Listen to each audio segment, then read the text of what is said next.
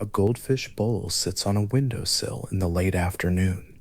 The light coming through the glass is the color of weak tea, and the fish inside, orange, unhurried, its fins moving with the slow patience of something that has nowhere in particular to be, hovers near the inner curve of the bowl and holds itself there. It is not doing anything remarkable. It is simply being a fish in the light. And yet the story most people carry about this creature, the thing they would say with easy confidence if asked what they knew about it, began not in a laboratory or a research tank or a published paper, but somewhere considerably more casual than any of those. It began, most likely, in the middle of a joke that is the quiet thing about the goldfish memory myth, for all its cultural durability, and it became, over several decades, one of the most widely repeated animal facts in the English-speaking world. It has no traceable beginning in anything resembling scientific investigation. There is no study, there is no researcher, there is no experiment from which the 3-second figure was drawn. Follow the claim backward through its history, and it does not lead to a laboratory. It does not lead to a set of observations carefully recorded in a notebook beside a tank.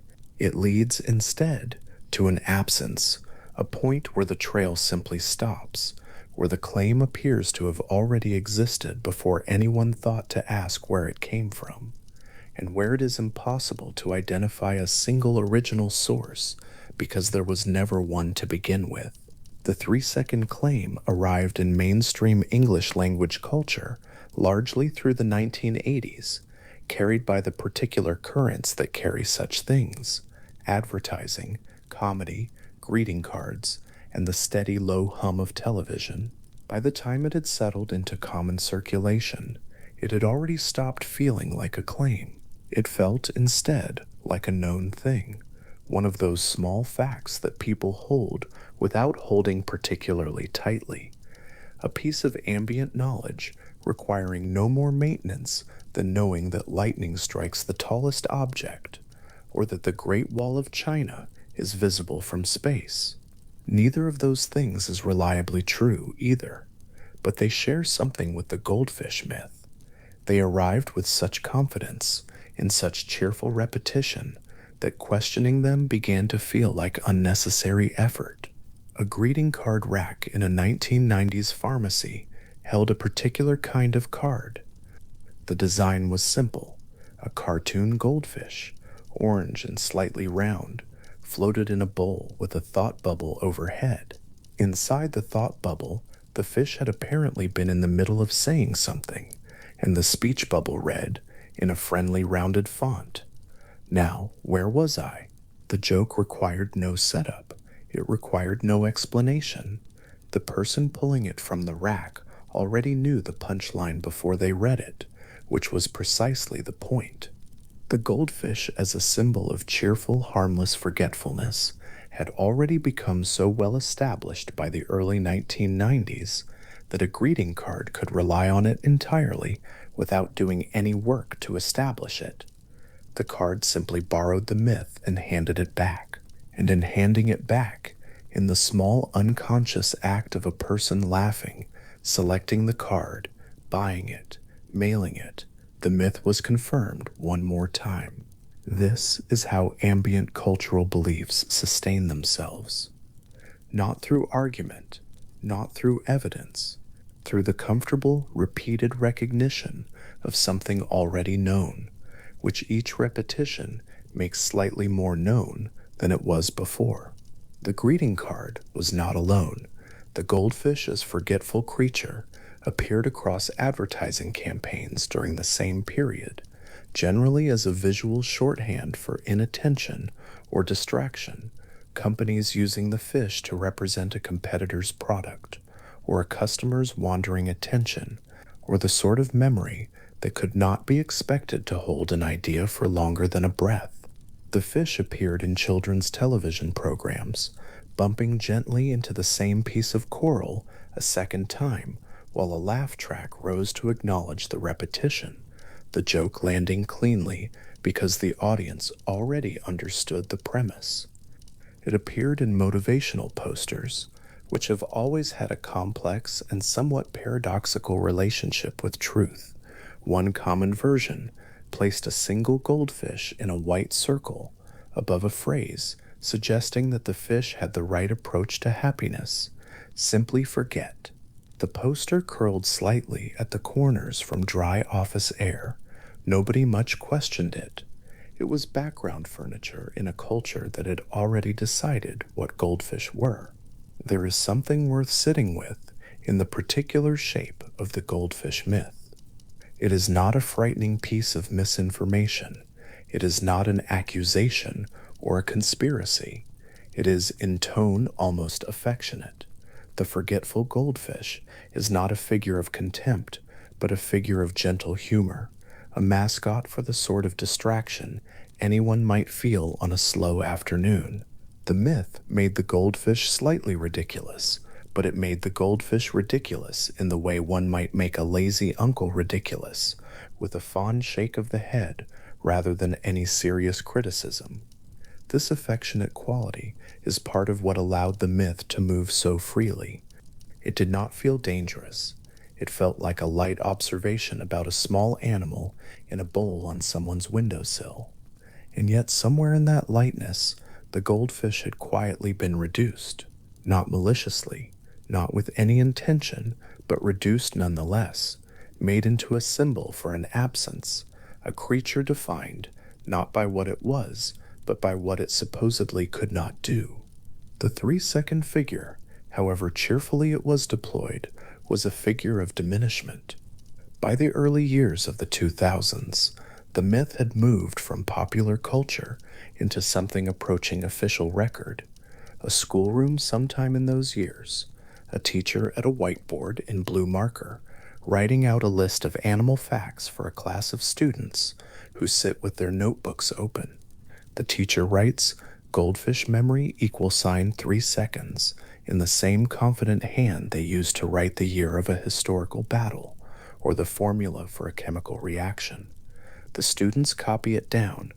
They do not question it because the teacher has not questioned it, because the teacher likely learned it the same way they are learning it now, not from a study, not from a citation, but from the accumulated confidence of a culture that had been repeating the claim for long enough that it had begun to feel self-evidently true.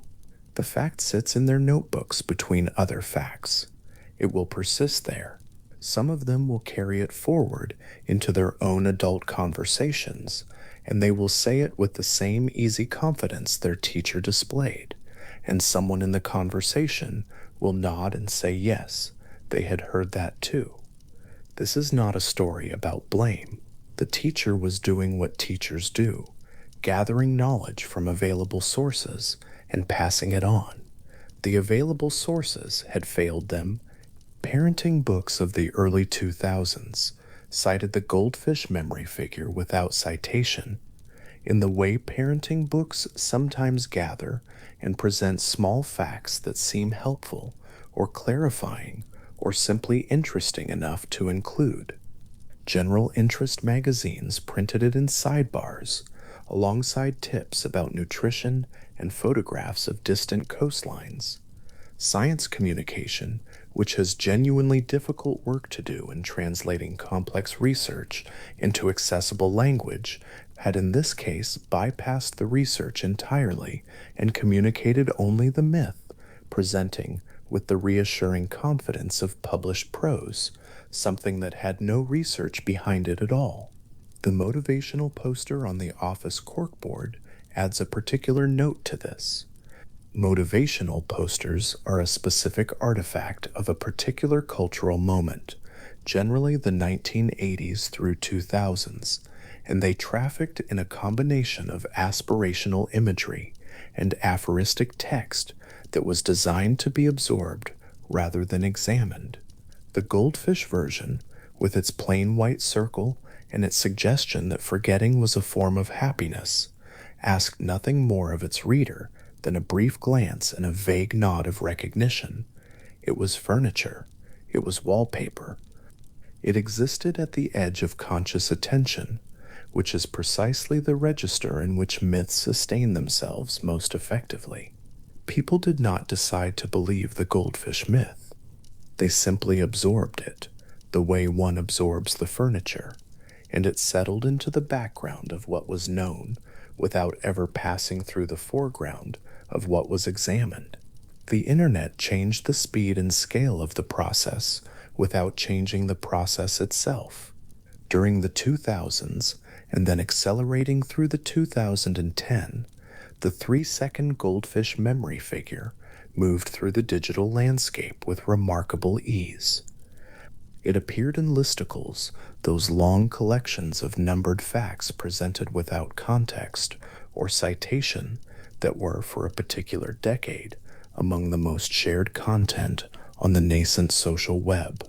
It appeared in trivia websites loading on early home computers in the mid-2000s with the slightly slow confidence of a page that has not yet been asked to do much. One such page might list goldfish memory, 3 seconds between a claim about the Great Wall of China and a claim about the velocity of a human sneeze.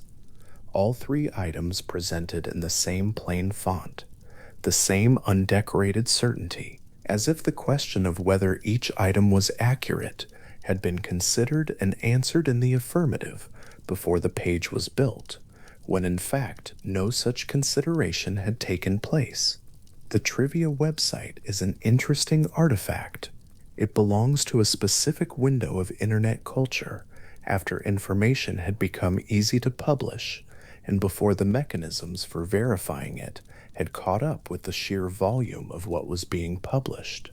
In that window, a claim that had been circulating in popular culture for 20 years could present itself online as established fact, and the reader had very little immediate means to check it. The page looked like information. It was formatted like information. It sat alongside things that were true, indistinguishable from them in presentation, and this adjacency lent it a credibility it had not earned.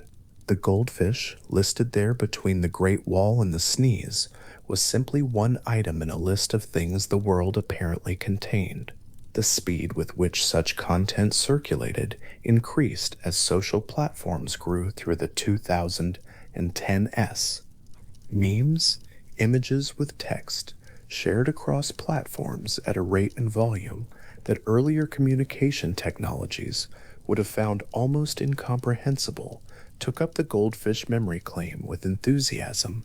The forgetful fish appeared in image macros, in graphics designed to be shared with a laugh, in video formats where animated fish bumped repeatedly into the same object to illustrate inattention.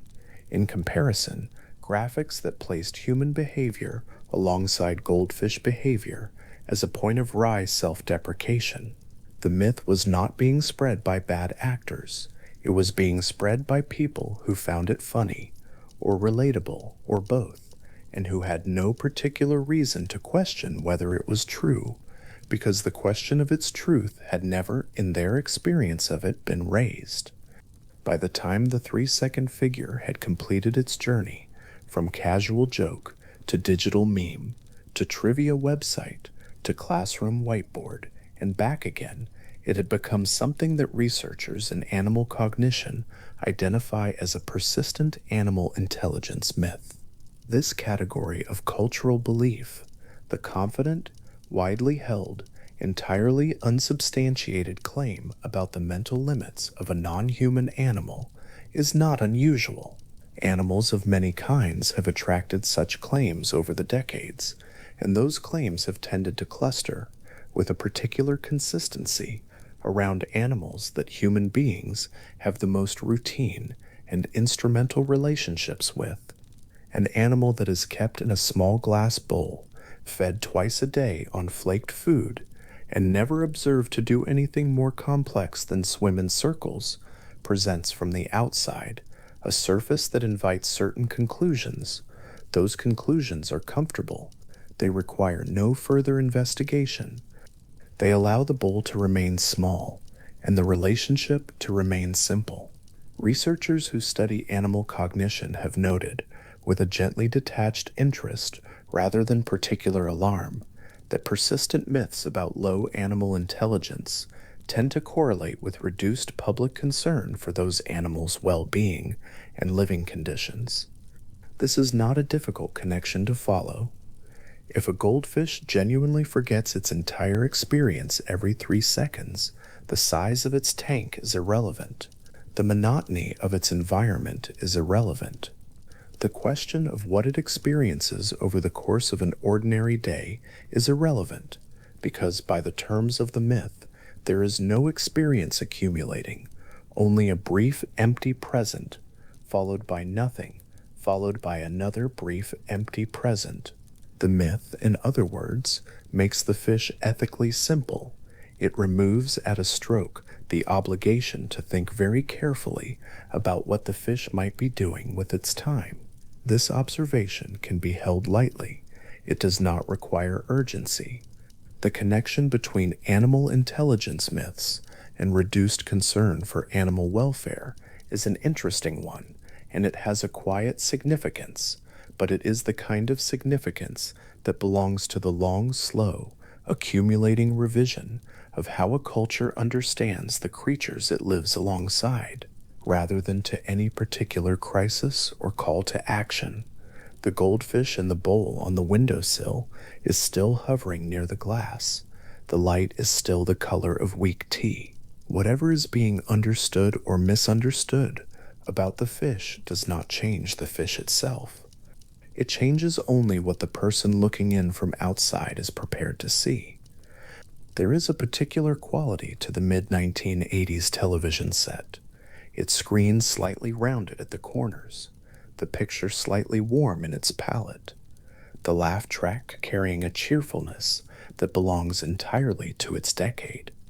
A children's cartoon fish on such a screen is a specific type of visual creation, round-bodied, large-eyed, given to expressions of benign surprise, designed to be immediately legible to a young audience that needs to understand what the character is feeling in the time it takes for a single cut. The cartoon fish bumps into a piece of coral. The laugh track rises.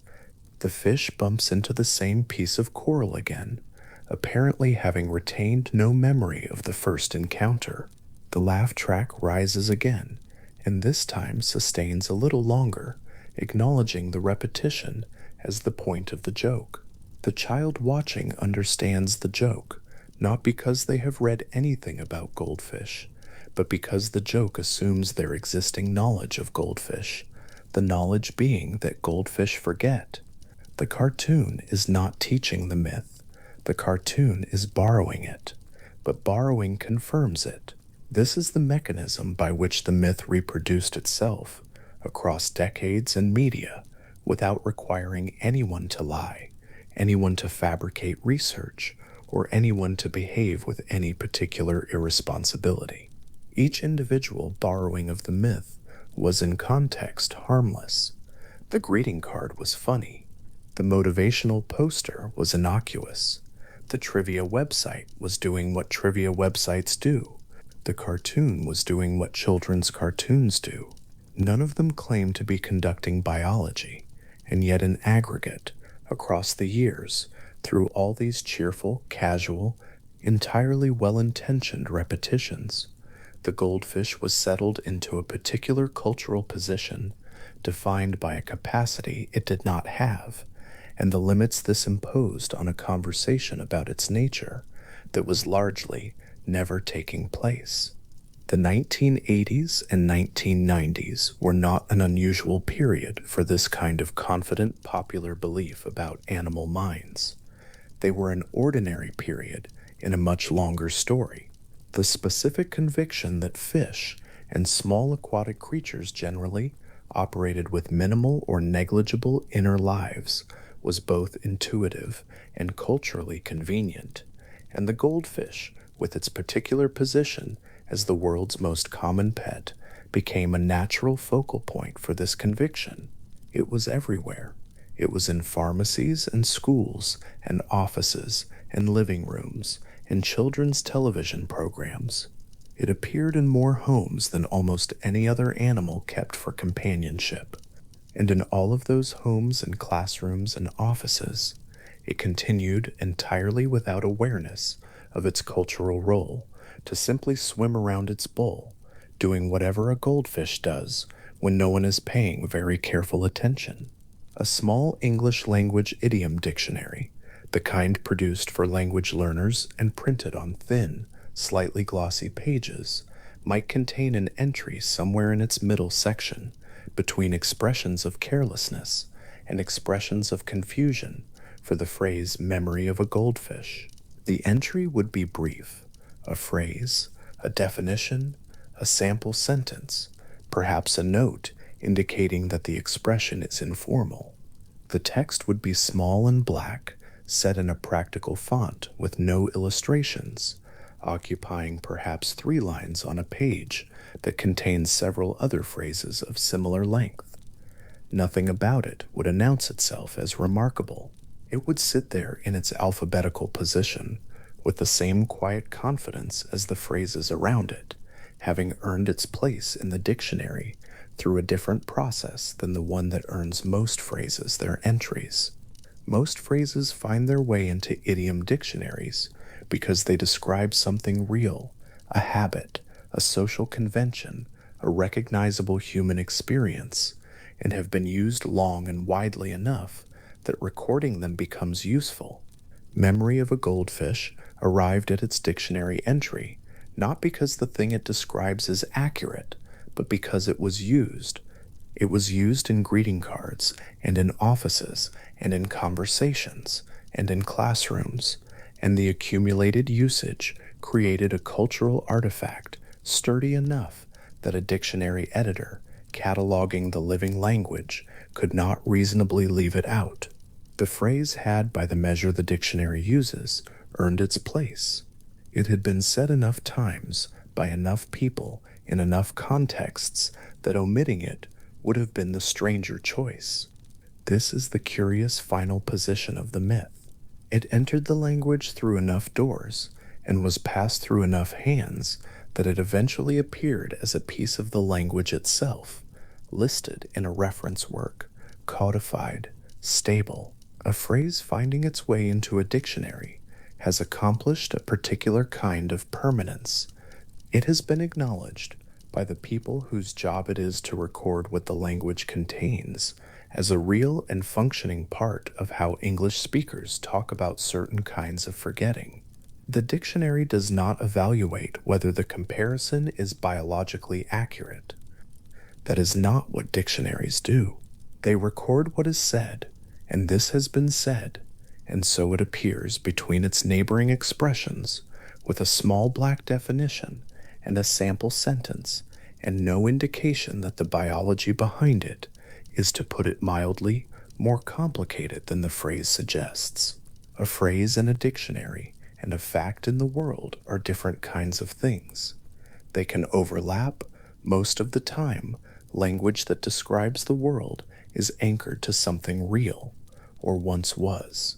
But sometimes a phrase travels so far from its origins, and the origins themselves are so unclear, that what ends up in the dictionary is not so much a description as a deposit, the residue of a long cultural habit preserved in print.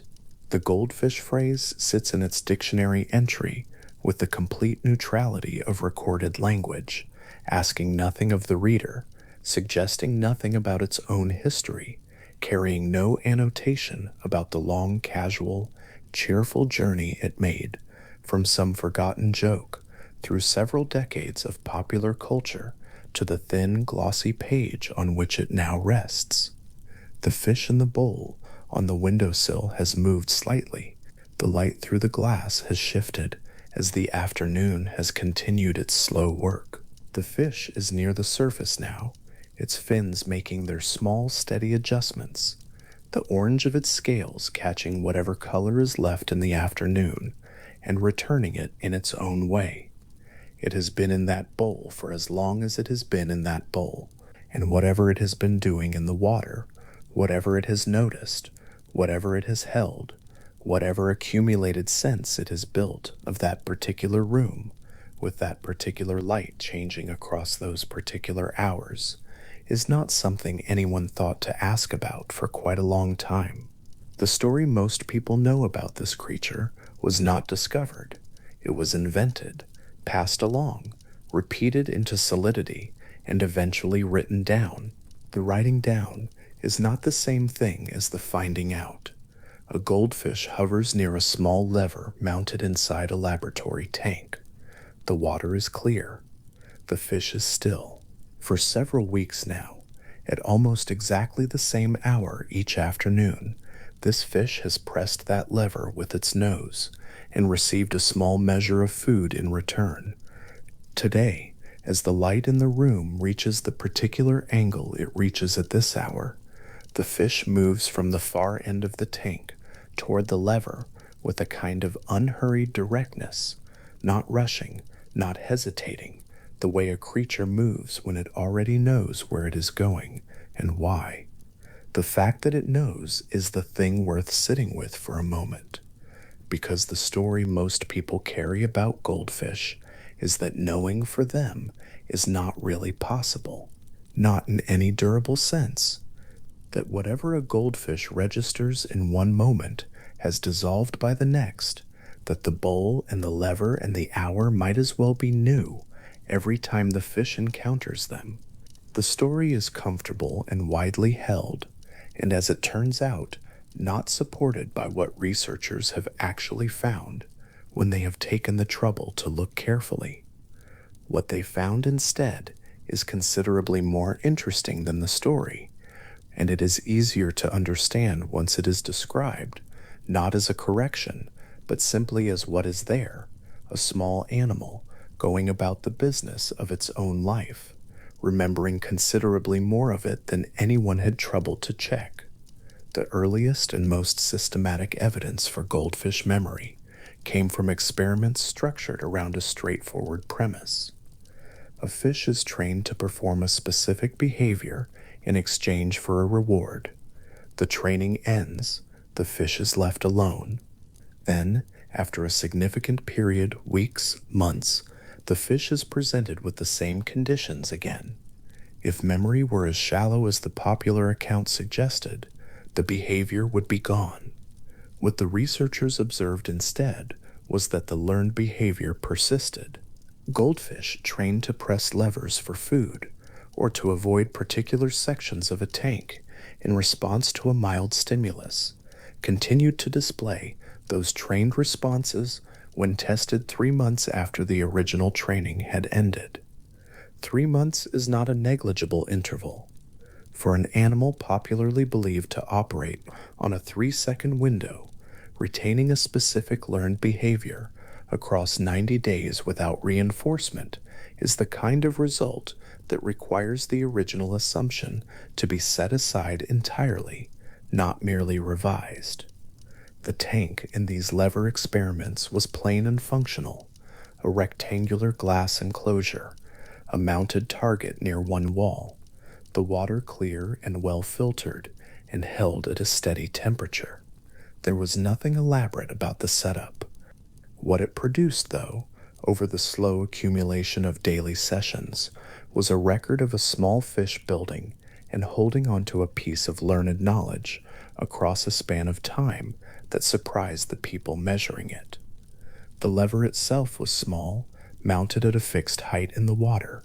The fish would approach it from across the tank, orient itself, and press with its nose. The motion was not dramatic. It was neat and practiced, the way any repeated action becomes neat after enough repetitions. And what was notable was not any single press of the lever, but the pattern of them, the fish arriving at the correct location at the correct time, day after day, then returning to demonstrate that it had retained that pattern across a gap of months without any opportunity to practice. Spatial memory in goldfish was examined through a different approach, one that involved configuring tanks into a kind of navigable structure, partial walls, divided sections, routes that required the fish to learn a particular sequence of movements to reach food at the far end.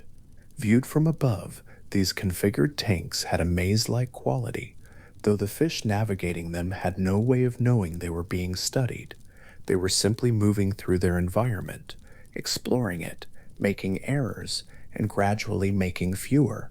This is what was recorded across repeated trials. Errors decreased, navigation became faster. Routes that had taken several wrong turns on the first attempt were completed more cleanly on subsequent attempts, and more cleanly still after additional gaps of days and weeks, during which the fish were removed from the experimental configuration entirely. When returned to the same tank arrangement after an interval, the fish did not start from the beginning. They started from somewhere in the middle of the learning curve they had already climbed. The spatial information, the layout of the walls, the location of the reward, the sequence of correct turns had remained. It is easy to think of maze navigation as a special or impressive skill, but the more accurate way to see it is simply as the kind of thing a working memory does. An animal in a complex environment needs to be able to form a representation of that environment and update it with use. The goldfish doing this in a configured laboratory tank is not doing anything different from what a goldfish does in a natural body of water, learning which routes lead to food, which areas are sheltered, which places are worth revisiting.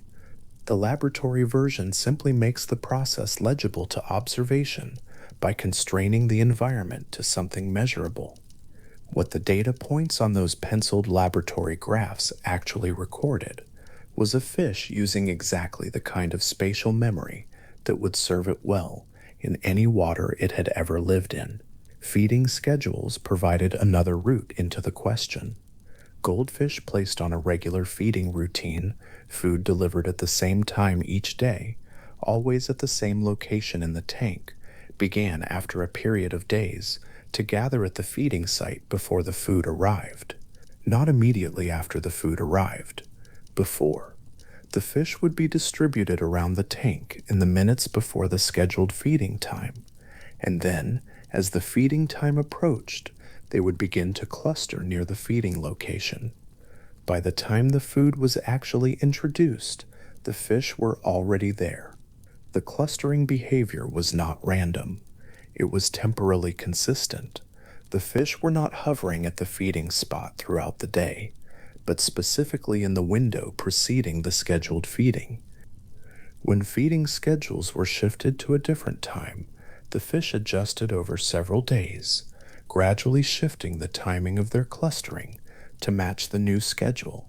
What this described was an animal not just remembering that food appeared at a particular location, but encoding something about the temporal relationship between the position of the day and the arrival of food, a time-linked memory, tracking not just what and where, but approximately when.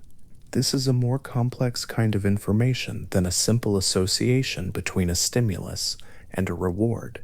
It involves the fish's representation of time, something about the rhythm of the day, the passage of hours, the particular quality of an afternoon, being organized into a retrievable expectation. The mechanism underlying it in goldfish is not fully established, but the behavior itself is documented and replicable, and the behavior points clearly toward a cognitive capacity that the 3-second account had left no room for. One of the most often cited demonstrations of goldfish memory came not from a professional research institution, but from a secondary school project in Adelaide, Australia, in 2003. Rory Stokes was a 15-year-old with a clear question and a methodical approach. He wanted to know whether goldfish could remember a learned association over time. His experiment was not complicated. He took a small red Lego brick and introduced it into his goldfish tank at feeding time each day. Over several days, the fish learned that the appearance of the red brick meant food was coming. Within a short initial period, the fish were swimming toward the feeding corner, as soon as the brick entered the water. Then Stokes stopped using the brick for a period and later reintroduced it. The fish still responded, turning toward the feeding corner when the brick appeared, the learned association intact across the gap in which no reinforcement had occurred. He documented his observations in handwritten notes beside the tank. He tracked the fish's response times, the consistency of the behavior across trials, the persistence of the learned association over the weeks of the experiment. The results showed a response window of not 3 seconds, but rather a learned recognition that held across weeks of repeated testing. The brick itself, bright red, the particular density of Lego plastic, the way it moved in the water, had become information. The fish had coded it as meaningful and retained that meaning without ongoing reinforcement. Stokes's project attracted attention beyond the normal scope of a school science fair, partly because it offered a clean, accessible demonstration of something that ran directly counter to a widely held belief. The experiment was not technically sophisticated by the standards of professional animal cognition research, but its clarity made it useful as a reference point, a concrete demonstration, arrived at with modest materials and careful observation that produced results consistent with what laboratory research had established by more complex means. The red Lego brick sitting on the edge of his tank, beside his notebook, this is the image that stayed with people, something small and ordinary becoming, through attention, a piece of evidence about the nature of memory in a creature most people had already decided needed no such evidence. There is also the matter of how goldfish respond to people. Anyone who has kept goldfish for an extended period often reports the same general observation. The fish behave differently toward the person who feeds them regularly than they do toward unfamiliar people who approach the tank. When a familiar person enters the room or approaches the glass, the fish orient toward that person, moving toward the near side of the tank, becoming more active, clustering near the glass in a way they do not do when a stranger approaches. The fish kept by researchers who handled them frequently would orient toward those researchers rather than toward unfamiliar people who entered the same space. This kind of individual recognition is documented in other fish species under controlled conditions, and the behavioral pattern described in goldfish is consistent with that research. What controlled studies have shown in related contexts is that fish are capable of distinguishing individual human faces from one another, a more precise cognitive task than it initially seems, because human faces are not natural features of a fish's environment. And learning to distinguish between them requires the fish to extract and retain specific visual information across encounters. The goldfish orienting toward a familiar feeder is not, in this light, a particularly mysterious behavior. It is the expected output of an animal that has learned to associate a specific visual pattern with a reliable outcome and retain that association over time. The specific pattern happens to be a human face. The retention time happens to span days and weeks between encounters. The behavior is, in that sense, simply memory operating in its most ordinary and useful form, the organism recognizing what has been reliably relevant to it and responding accordingly. There is something quiet and slightly affecting about this when it is allowed to settle. The fish at the near glass as particular footsteps approach down the hallway, the filter humming, the light from the aquarium spreading across the wall of a dark room. An animal that, according to the popular account, cannot hold any experience in mind for more than 3 seconds, swimming toward the sound of someone it has identified as known. The word known is worth using here because this is what memory is for, not the abstract demonstration of a cognitive capacity, but the practical organization of an environment into familiar and unfamiliar, reliable and unreliable, worth approaching and worth avoiding. The goldfish oriented at the glass is using memory the way memory is supposed to be used, to act usefully in a world that has already been partially learned. It is worth being careful about what can and cannot be claimed on the basis of behavioral evidence. Behavior shows what an animal does. It does not, on its own, describe what an animal experiences. A goldfish responding appropriately to a familiar person, or pressing a learned lever at the correct hour, or navigating a familiar tank layout with fewer errors than on the first attempt, these things can be recorded and verified. What happens inside the animal during these behaviors, what the subjective texture of the experience is, if there is one, this belongs to a different order of question, one that behavioral evidence does not settle. This distinction is worth holding on to, not because it diminishes what the behavioral evidence shows, but because it keeps the account honest. The claim being made here is specific and documented. Goldfish form memories that persist for months, encode temporal and spatial information, recognize individual faces, and retain learned associations across extended gaps without reinforcement. These are behavioral claims with experimental support. They do not require any stronger claim about inner experience to be valid and interesting. The memory itself, the functional thing, the retrieved information that shapes behavior, is enough. Laboratory research on goldfish memory has extended into areas that might not immediately seem relevant to the question of what a fish can remember, but that turn out to be deeply connected to it. Water temperature, for instance. Goldfish are ectothermic, meaning their body temperature tracks the temperature of the water they inhabit, and the metabolic processes that underlie cognitive function speed up or slow down accordingly. At the lower end of their tolerable temperature range, goldfish show measurably slower learning rates and reduced retention. At temperatures in the moderate range, somewhere around 20 to 22 degrees Celsius, cognitive performance is notably better. What this means practically is that a goldfish in a cold tank is not the same animal, cognitively speaking, as a goldfish in a well-maintained tank at an appropriate temperature. Observations of goldfish behavior conducted in poorly kept, cold water would produce different results from observations conducted in optimal conditions, not because the fish's capacity has changed, but because the physiological substrate of that capacity is operating at different efficiencies.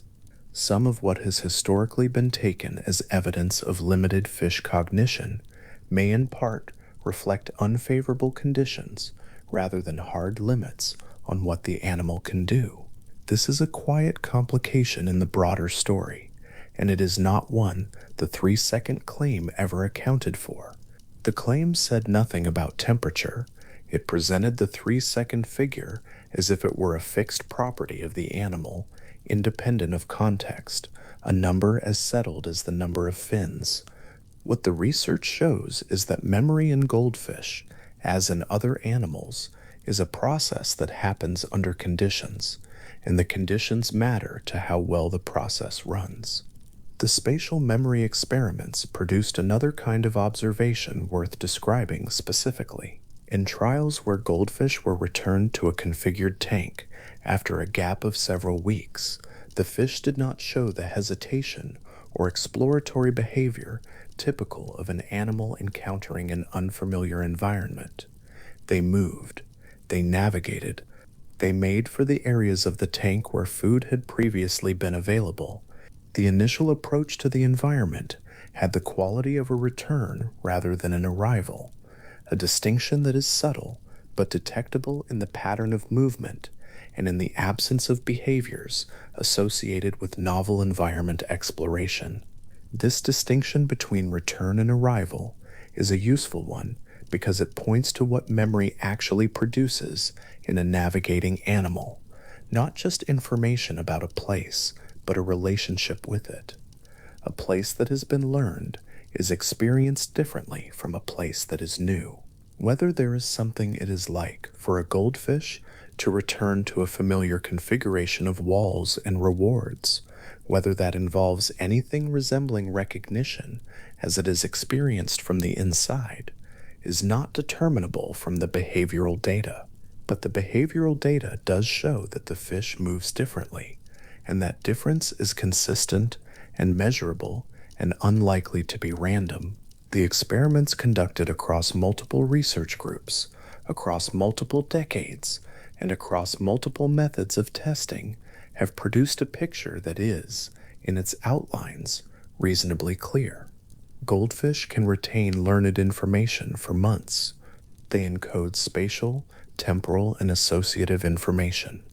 They recognize individual human faces and respond differently to familiar and unfamiliar people.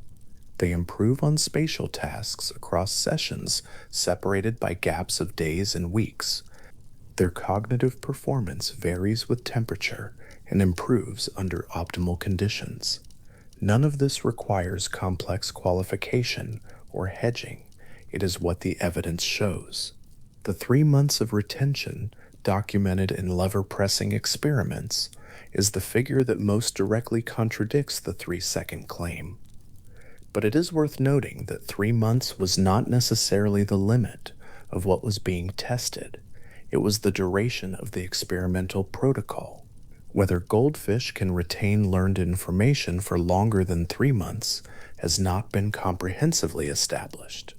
But there is nothing in the existing data suggesting that 3 months represents a hard ceiling, rather than simply the furthest point researchers chose to measure.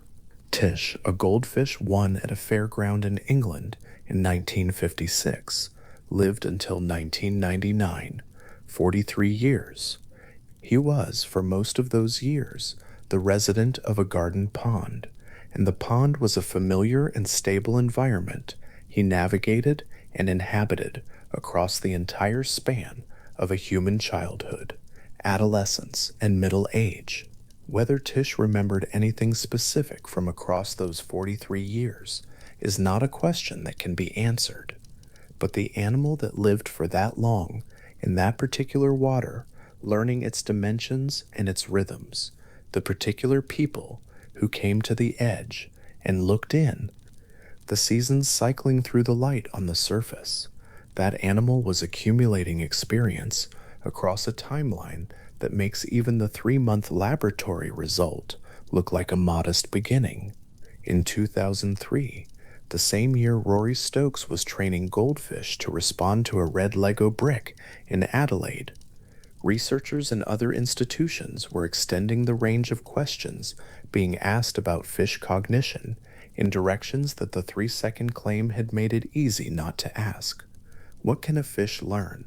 How long can it hold what it has learned? What kinds of information can it encode?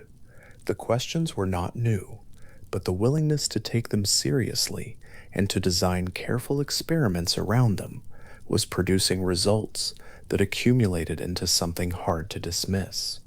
The results accumulated not dramatically, but incrementally, the way good experimental science tends to accumulate, with one finding extending or qualifying or confirming another across different labs and different years, until the weight of the evidence is no longer distributed across individual experiments, but has become a settled background to future work. What was settled by the mid-2000s was this: goldfish have working memories that operate on timescales of months rather than seconds.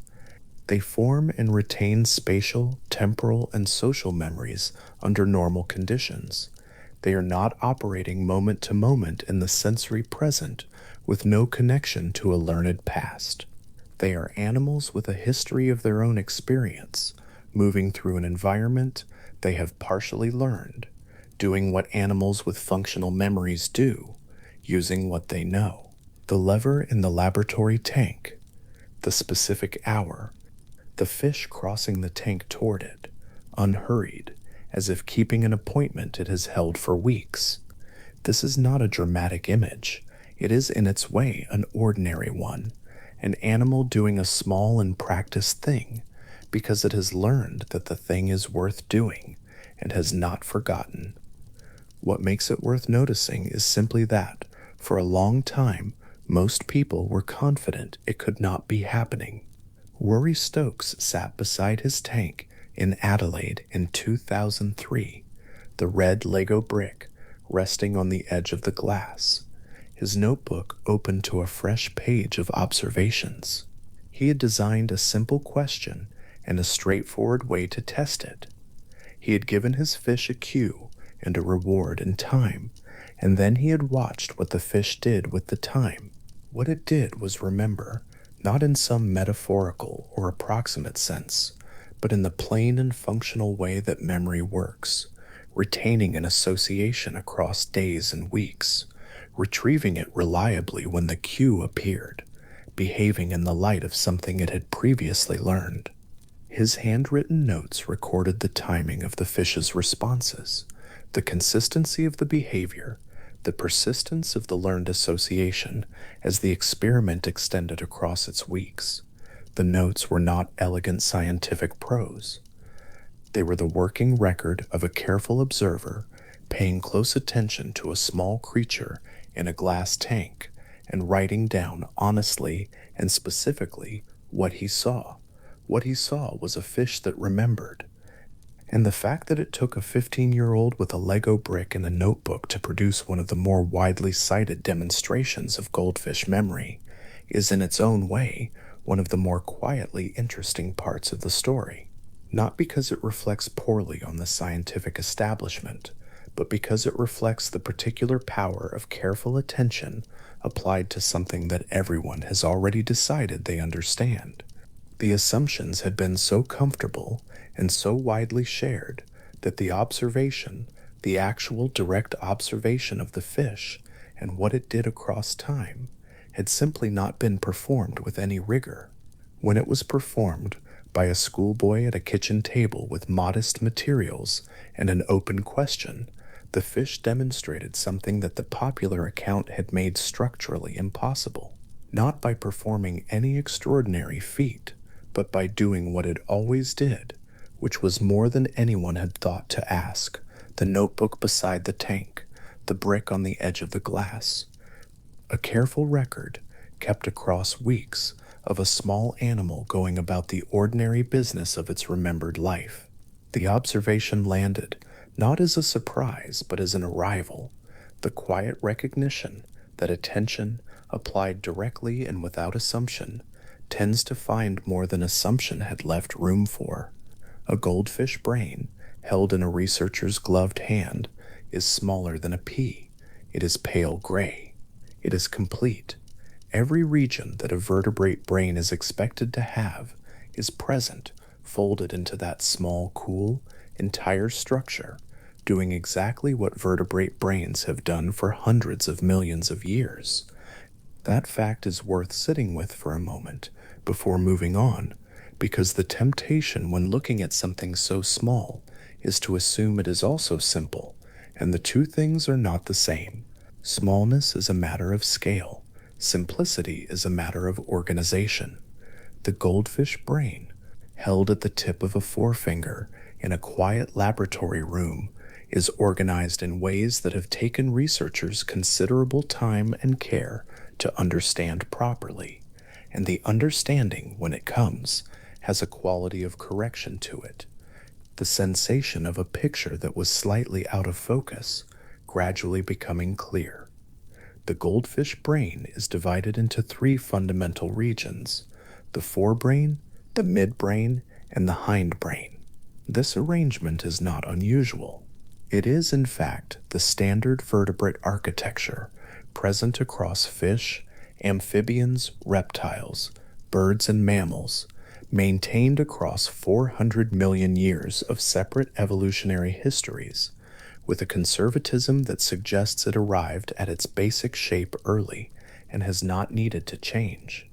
In the goldfish, the hindbrain handles balance and motor coordination, the finer points of navigating water in 3 dimensions, adjusting the body's angle and speed in response to currents and obstacles. The midbrain processes sensory input, integrating what the eyes report with what the body is feeling about the water moving around it. And the forebrain, compact as everything else about the goldfish brain, handles the functions most closely associated with what the fish knows, what it has learned, and what it is capable of remembering about where it has been. That front portion of the brain is called the telencephalon, and in the goldfish it does something structurally unusual compared to the mammalian brain, performing similar tasks. In mammals, the telencephalon develops by folding inward, the neural tissue pressing toward the center of the brain, producing the convoluted, wrinkled surface recognizable in any image of a mammalian cortex. In fish, the process runs in the opposite direction. The telencephalon folds outward during development, the tissue spreading away from the center rather than toward it, producing a smooth external surface and an interior organization that looks quite different from its mammalian counterpart at first examination. This outward folding has a formal name, eversion. The result is a structure that appears architecturally unlike a mammalian cortex, while performing, in many measurable respects, equivalent functions. The learning that fish are capable of, the spatial memory, the time-linked associations, the retained behavioral patterns, these things happen in the everted telencephalon. The same work, a different arrangement of the room. The comparison between an everted fish telencephalon and an inverted mammalian cortex, drawn side by side in a scientific illustration, has a pleasing quality to it. The tissue folds go in opposite directions. The structural organization differs considerably, and yet the labeled regions, when a neuroanatomist maps them carefully, read almost like mirror images of each other in terms of what each area contributes. The region responsible for associating stimuli with outcomes in the goldfish brain occupies a corresponding functional position to the region responsible for the same association in a rat brain or a human brain. The architecture arrived differently, the function arrived at the same place. It is worth pausing on the implications of that for a moment. The vertebrate nervous system, working from the same underlying genetic toolkit, has produced a range of brain architectures across its 400 million year history. Brains that fold inward, brains that fold outward, brains distributed across many ganglia, brains centralized in a single mass, and across all of them, the functional category of learning and memory has persisted. The capacity to retain useful information about the world, to encode what happened and retrieve it later when it becomes relevant again, appears to be old enough and valuable enough that it has been preserved across an enormous variety of structural solutions. The goldfish brain is one of those solutions. That it achieves its work in a different structural register from the mammalian brain does not diminish the work. It is simply a different answer to the same problem. Beyond its internal organization, the goldfish carries a sensory system that has no direct equivalent in any land-dwelling vertebrate, and understanding it changes what the goldfish's experience of its surroundings actually consists of. Along each flank of the fish, running from just behind the head to the base of the tail, there is a faint interrupted seam, a series of small pores arranged in a line, each pore leading into a fluid-filled canal that runs beneath the surface of the skin. This structure is the lateral line system, and it reads the world through pressure and vibration in a way that supplements everything else the fish perceives through its eyes, ears, and chemical senses. The lateral line does not wait for the goldfish to move towards something in order to register it. It reads the room from wherever the fish is currently hovering, detecting the minute pressure waves generated by moving water, by other fish swimming nearby, by objects disturbing the current, by the subtle hydraulic consequences of anything happening in the water around it. A goldfish holding still near the surface of a tank in the early evening is not simply waiting. Its lateral line is registering the small disturbances made by a filter running against the far wall. It is registering the different pressure signature of the room when a door opens somewhere in the house and the air pressure changes fractionally, as it always does when that happens. It is noting, through the fluid in its canals, the low vibration that travels through the floor and up the tank's stand when the washing machine runs its spin cycle somewhere below.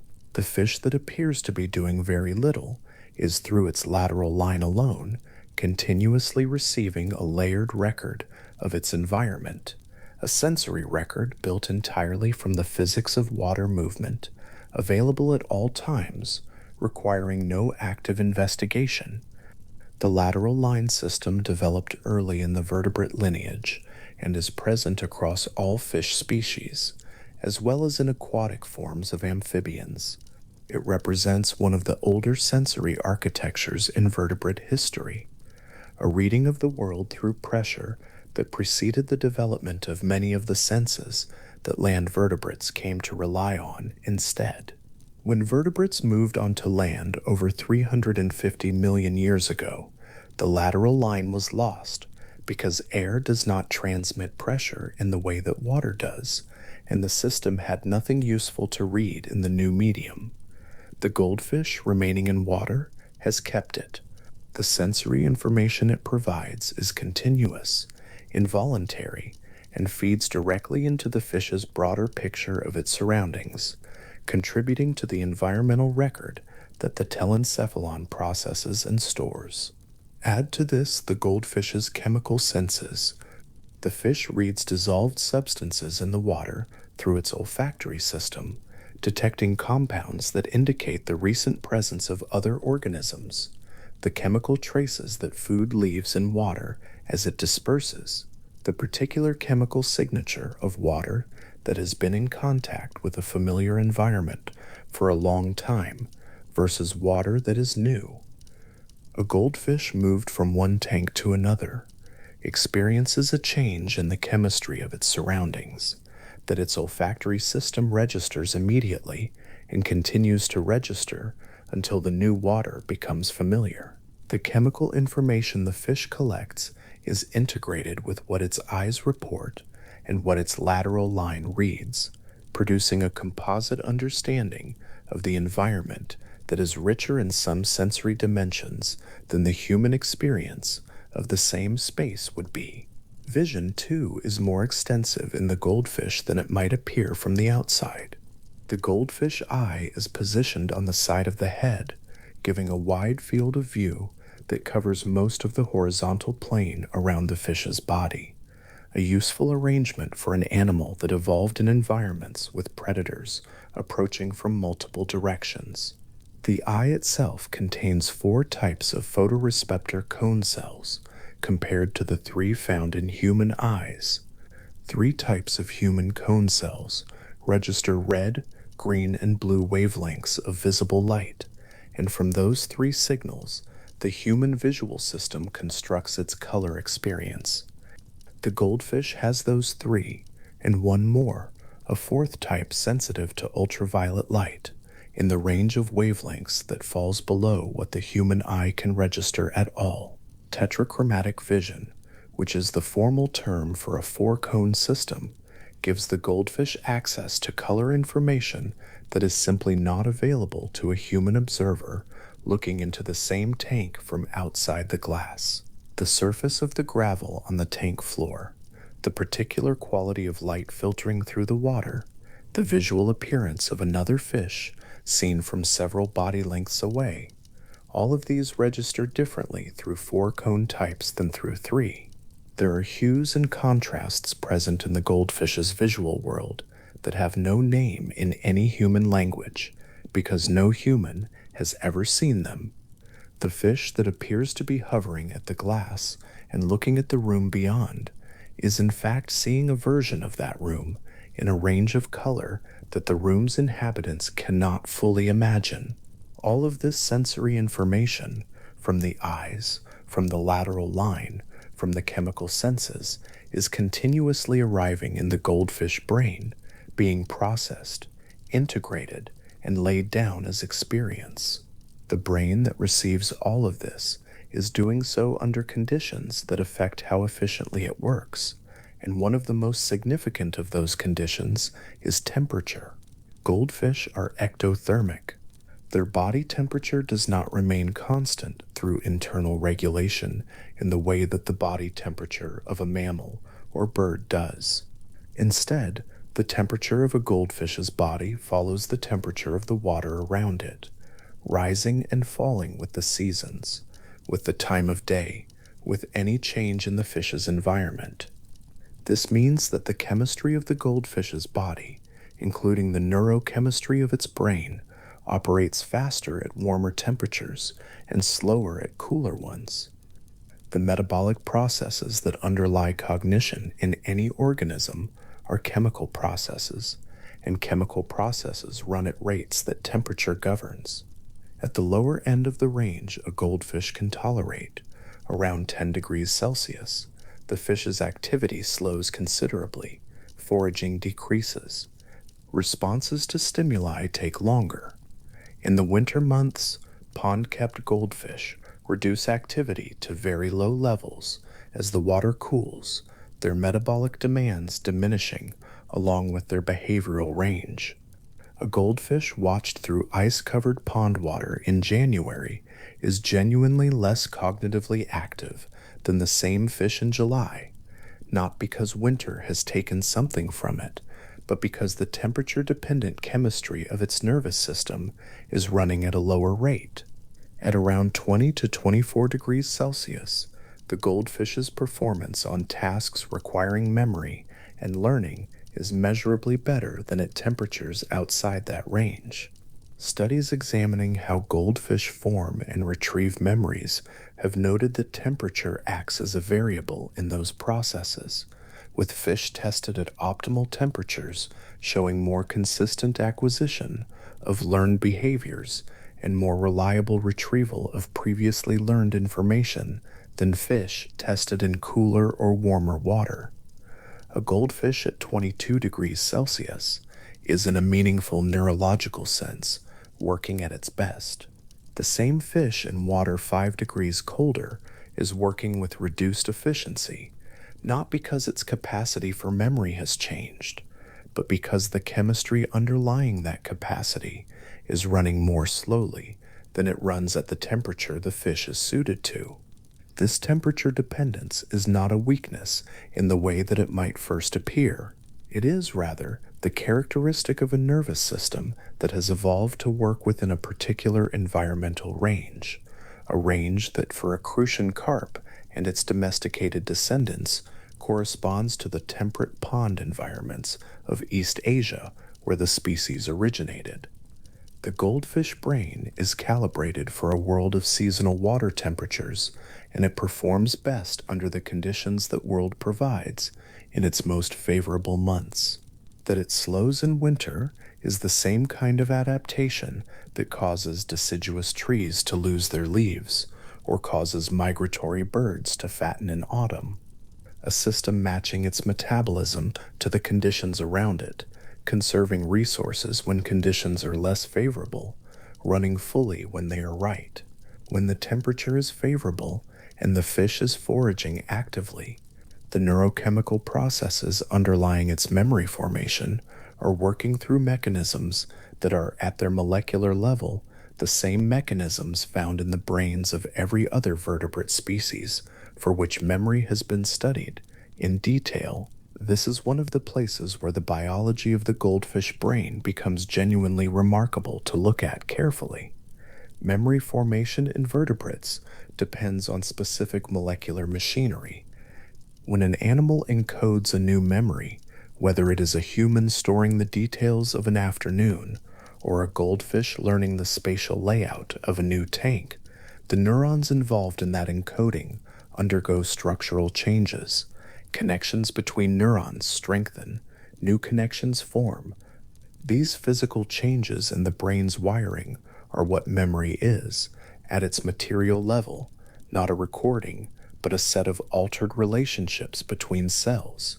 And for those changes to become stable, rather than fading within hours, the cell must produce new proteins. Protein synthesis is required for long-term memory consolidation in every vertebrate species that has been studied with that question in mind. In the goldfish, this is true. The protein synthesis dependent mechanism for long-term memory consolidation operates in the goldfish brain in the same fundamental way it operates in the mammalian brain. Drugs that block protein synthesis in goldfish prevent long-term memory formation while leaving short-term retention intact. The same result observed when the same drugs are applied in mammalian memory research. The molecular signature of durable memory is in the goldfish, the same signature found everywhere else it has been looked for across the vertebrate lineage. The same is true for the receptor systems involved in the initial encoding of information. Glutamate receptors, which in the mammalian brain play a central role in synaptic strengthening and learning, are present in the goldfish brain and perform equivalent functions. A particular subtype of glutamate receptor, called the NMDA receptor, has been identified across vertebrate species as especially important for the kind of synaptic change that underlies learning and memory, and the goldfish brain contains NMDA receptors that function in this capacity. When researchers have examined goldfish neurochemistry with an eye to the molecular basis of learning, what they have found is not a simplified or reduced version of the mammalian memory system. They have found the same fundamental system: dopaminergic signaling, the role of the neurotransmitter dopamine in reinforcement learning, in the encoding of rewarding experiences, in the motivation to repeat behaviors that have been associated with positive outcomes, is also present and functional in the goldfish brain.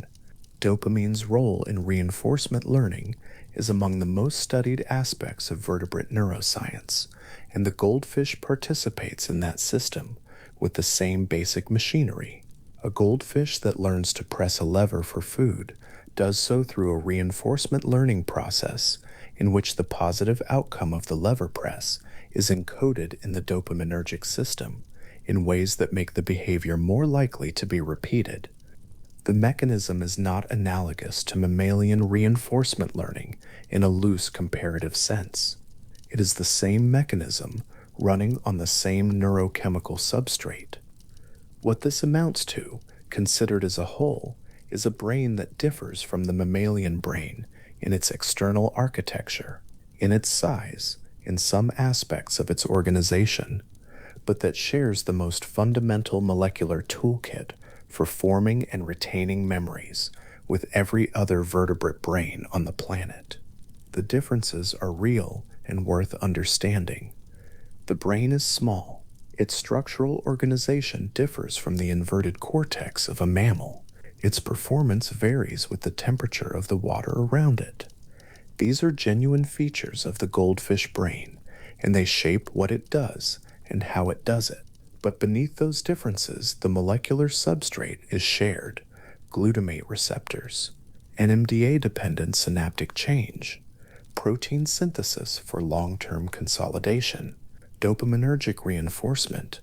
These mechanisms were present in the common ancestor of all vertebrates, preserved and refined across 400 million years of diverging lineages. And they are present in the goldfish brain because the goldfish brain is a vertebrate brain doing what vertebrate brains do. That shared inheritance is worth holding in mind when thinking about why research into goldfish cognition consistently finds more than the prevailing assumption about goldfish predicted. The assumption that goldfish remember nothing was never based on an understanding of the goldfish brain's neurology. It was not a conclusion drawn from examining the telencephalon or the receptor systems or the molecular basis of synaptic change. It was a casual cultural assertion handed down without source, accepted without investigation. The neuroscience had a different story to tell, and it told it through the same mechanisms it uses to understand memory in any other species. The lateral line system reading the pressure of a familiar room, the tetrachromatic eye registering color in ranges that have no human name, the telencephalon folding outward in its particular way, receiving the information the senses gather and laying it down through protein synthesis and receptor activation and dopaminergic reinforcement into the altered wiring that is in every vertebrate that has ever been studied. What a memory is. A goldfish in a well-maintained aquarium at 22 degrees Celsius is doing all of these things continuously. The filter hums against the back wall, and the lateral line registers the steady vibration of it. The light changes as the afternoon moves, and the four-cone eye tracks the shift across the spectrum, including the ultraviolet range of it that falls entirely outside what a human observer standing at the same window would see. The fish moves through the water, and the telencephalon consults its stored record of where the tank's features are arranged, moving with the quiet efficiency of an animal that has encoded the spatial map of this particular space over days and weeks of experience. None of this is performed. None of it is retrieved for demonstration. It is simply the ongoing work of a vertebrate brain operating in its environment through the same neurochemical machinery that underlies the operation of every other vertebrate brain, from the small and complete structure of the goldfish to the 3-pound architecture of the human brain looking in through the glass from outside. The world inside the tank, from the fish's side of the glass, is a rich and continuous thing.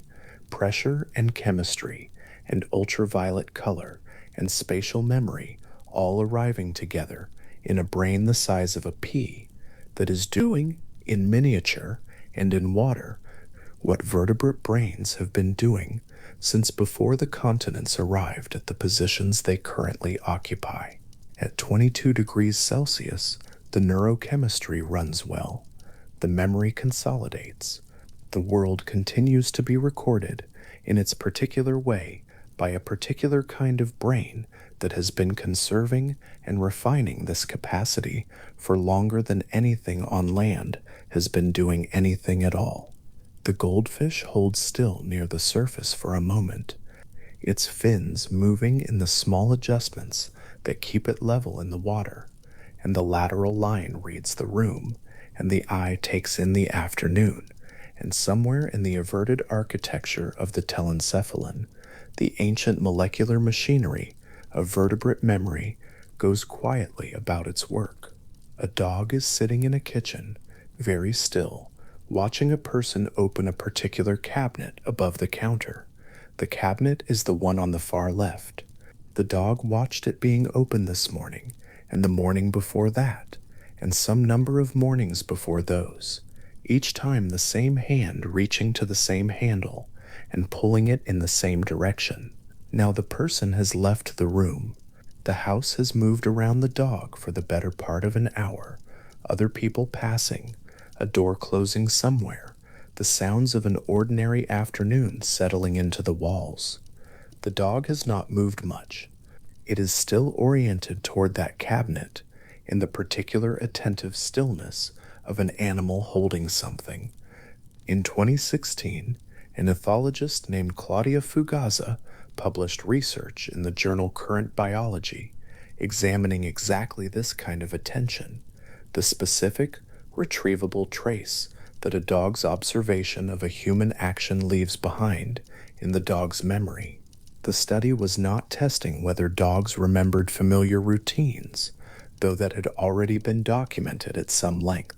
It was testing something more specific, whether a dog, having watched a person perform a single novel action, could recall and reproduce that action after a delay of up to an hour without having been trained to remember it, without any instruction to pay attention in the first place. What the study found was that the delay could be an hour, the action could be something entirely new. The memory of having seen it was apparently enough. The method Fugaza used was an adaptation of a technique developed in developmental psychology to study early human memory, sometimes called do as I do, in which a dog is first trained to imitate actions on command, and then allowed to observe a new action performed by a person before the command to replicate it is given after a delay. The dogs in the study watched a person tap a small umbrella, or step over a low object, or touch a piece of furniture once, without fanfare, and then lay down to rest for an interval that ran to 60 minutes. When the command was given, the dog stood and reproduced the observed action with an accuracy that declined only gradually with increased delay. What this indicated, Fugaza wrote, was something that looked a great deal like episodic-like memory, the capacity not merely to retain a learned association, but to remember a specific event in something like the way it was encountered, as a particular occurrence at a particular moment, retrievable afterward in something close to its original form. The phrase episodic-like is careful, and the care in it is worth noting. Memory researchers use it deliberately when they describe animal cognition, because the richest and most fully confirmed form of episodic memory, the kind in which a creature is consciously aware of re-experiencing a past moment from its own point of view, is difficult to test in an animal that cannot describe its own experience. What can be tested is the behavioral signature of such memory, whether an animal retrieves the what and the where and the when of a past event in ways that cannot be explained by simpler associative learning. The dogs in Fugaza's study showed that behavioral signature with a consistency that simpler learning models struggled to account for. The dog in the kitchen, holding its orientation toward the cabinet on the far left, is doing something in that neighborhood. The bee in a summer meadow is doing something in an entirely different neighborhood, though the word memory applies there too. A single honeybee foraging far from her hive has memorized the route she is flying, not in the loose sense of having flown it enough times that it has become automatic, though that is part of it, but in the more specific sense of having encoded a spatial representation of the terrain between her hive and this particular stand of clover that is precise enough, detailed enough, and durable enough to be communicated to others. The route she knows is not a path in the way a path is a worn mark on the ground. It is a map.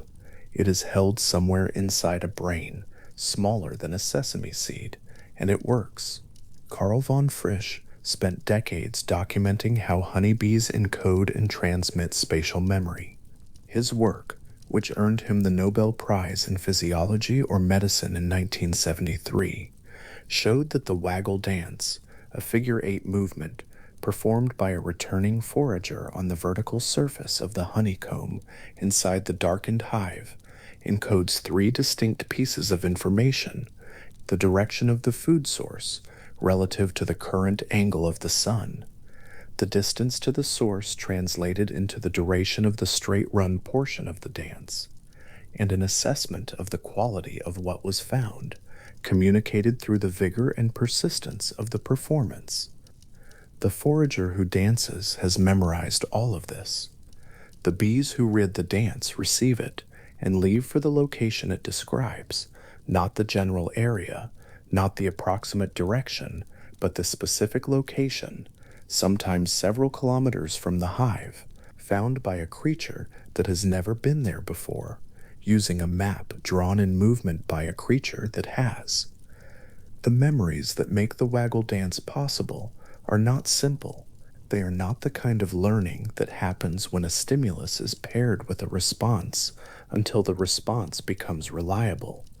A foraging bee memorizes landmarks, sun position, the angle and duration of her flight, and some assessment of the food source's value, and she does this repeatedly across many different foraging trips, building a spatial record of the territory around her hive that she can draw on, update, and apparently revise as conditions change. When the sun moves across the sky, the angle of the dance adjusts accordingly, the bee compensating for the passage of time in a way that indicates she is working with a model of the sun's movement, not simply a fixed memory of where it was when she left. The bee returning to the hive at dusk carries a different set of encoded angles than the same bee who left at noon, and the dance she performs reflects the difference. Von Frisch's findings were not accepted immediately. There was a period of considerable skepticism from researchers who argued that the bees might be using simpler cues, scent trails perhaps, or visual guides not captured in the experimental conditions. The debate ran for years, with replications and counterstudies appearing across multiple countries. What the accumulation of that evidence eventually established was that the spatial encoding in the waggle dance was genuine, was sufficient to direct naive bees to unprepared locations, and was the product of individual memory held inside individual bees. Foragers who had been somewhere remembered it with enough detail to encode it into movement, and communicated it to others who used that encoding to navigate somewhere they had never been. The skeptics, in the end, ran out of alternative explanations. An octopus in a tank at the Woods Hole Marine Biological Laboratory is doing something with its arms and a small plastic bottle. The bottle has a child-proof cap, the kind that requires simultaneous downward pressure and counterclockwise rotation to open, a mechanism designed to defeat the manipulative abilities of creatures with 5 fingers and a working understanding of mechanical systems. The octopus has no fingers. It has 8 arms covered in suckers, and it has been presented with this bottle before. Not many times, but enough. The suckers find the cap. The pressure is applied, the rotation follows, the cap comes off, and the food inside the bottle is retrieved. Octopus cognition has been a source of quiet disruption to older assumptions about intelligence for several decades now, partly because the octopus represents a completely independent evolutionary line from the vertebrates. The last common ancestor of an octopus and a dog lived perhaps 600 million years ago in the Cambrian seas, before the Cambrian explosion had fully sorted out the body plans of complex animals. Whatever intelligence the octopus has developed, it developed along a pathway entirely separate from the pathway that produced vertebrate nervous systems. And yet the problem-solving, the memory of technique, the apparent curiosity, the behavior that emerges in research settings, all of it has continued to accumulate and to resist easy dismissal. The long-term memory that allowed the octopus in the tank to approach the child-proof bottle with the correct technique from the first moment of its second encounter was not stored in a central structure the way vertebrate memories are. 2/3 of an octopus's neurons are not in its brain at all. They are in its arms, distributed through the tissue in a way that gives each arm a degree of autonomous processing that has no clear parallel in vertebrate anatomy. Whether the memory of how to open the bottle resides in that distributed system, in the central brain, or in some combination of the two is not fully settled. What is settled is that the memory exists, can be accessed, and can be applied to the same task on a later occasion without relearning. The octopus remembers the bottle. Where precisely that memory lives is one of the stranger open questions in the field. There is something particular about the image of an octopus working at a bottle, with that patient, methodical, 8-armed attention, the suckers pressing and adjusting, the cap moving incrementally. It has none of the qualities the word memory tends to conjure: no pause, no apparent searching, no visible moment of retrieval. The technique simply arrives in the arms as if it had always been there, and the problem is solved. Memory in the octopus seems to pass directly into action with very little visible interval between the two. The matriarch of an elephant herd at Amboseli in Kenya is walking across a dry plain in the specific way of an animal that knows where it is going, not the restless casting movement of a creature searching for something, the purposeful, unhurried walk of one that has already decided. The herd moves with her, the calves and the younger females falling into the shape of animals being led.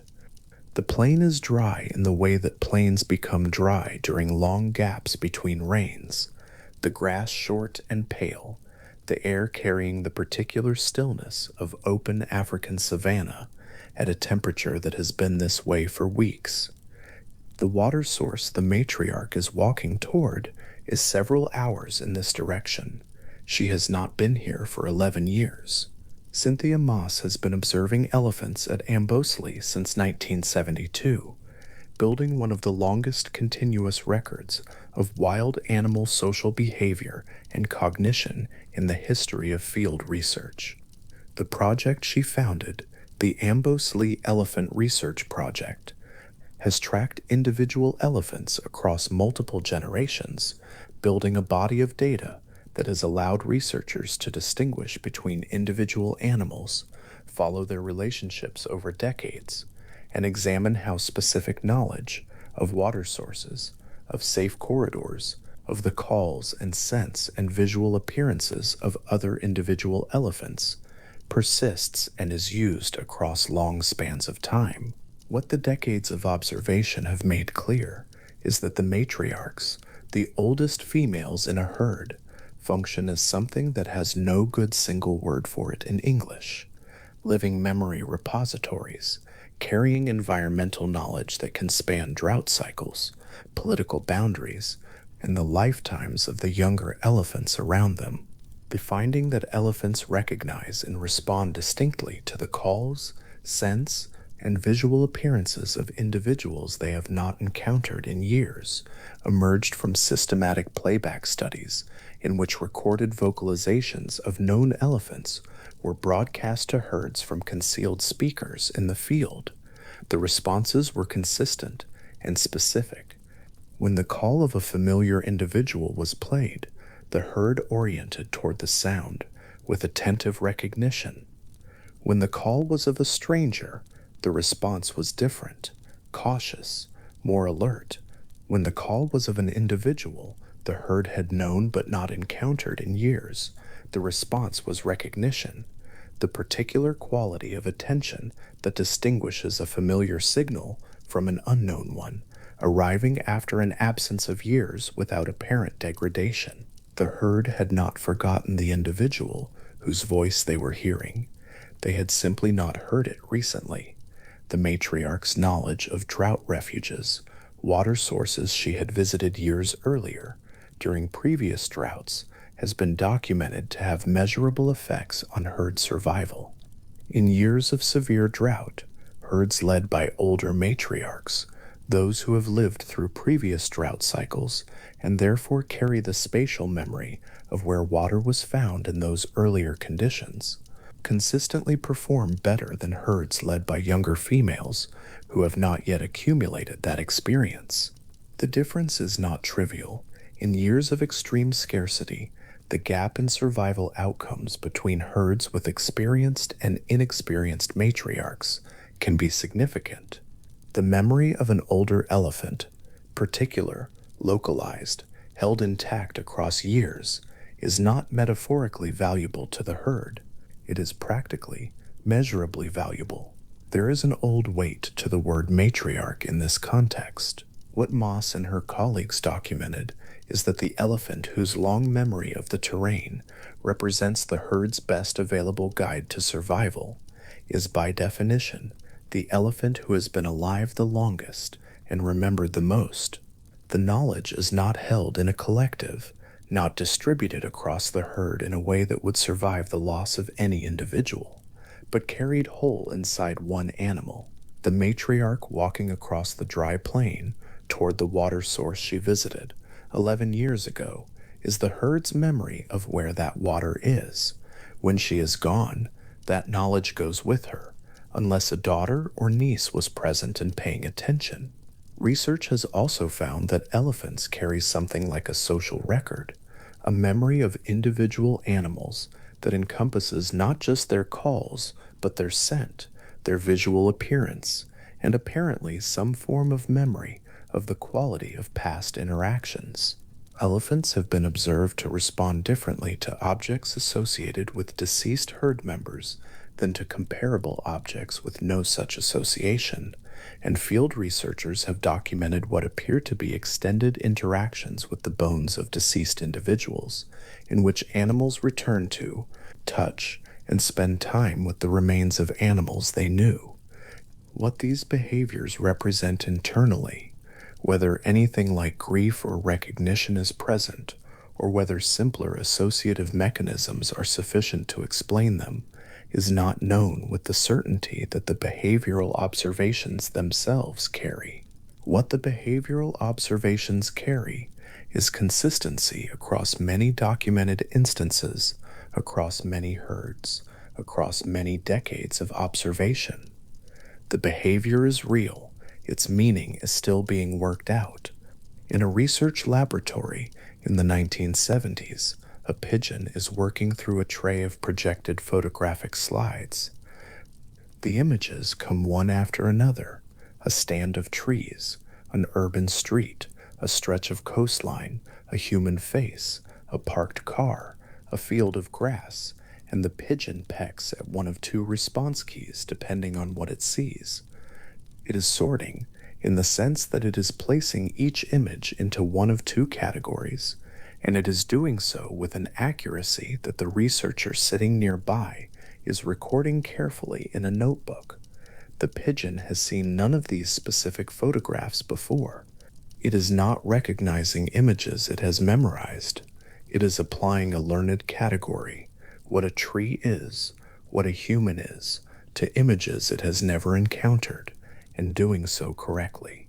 Richard Herrnstein, an experimental psychologist at Harvard, ran a series of studies in the 1970s that documented the capacity of pigeons to learn abstract visual categories and apply them to novel exemplars.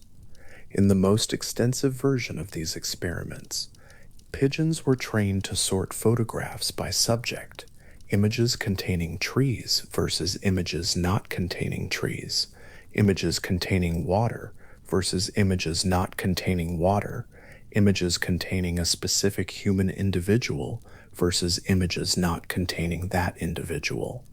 The training involved large sets of photographs, hundreds in some conditions, with correct categorization followed by food reinforcement. What the experiments found was that the pigeons learned the categories, generalized them accurately to entirely new photographs they had not seen during training, and retained that generalization across delays between training and testing. The particular detail that the category could include a specific human individual is worth pausing on. Pigeons trained to sort images containing a particular person from images of that person's absence were not simply learning to detect a specific face, though the face was part of it. The person might appear in different locations, at different distances, in different lighting conditions, wearing different clothing. The pigeon was learning something more abstract than a template. It was learning to recognize an individual across variable presentations. When novel photographs of the same individual were introduced, photographs the pigeon had never seen, the correct categorization continued. The pigeon appeared to have built a representation of the person rather than a memory of specific photographs.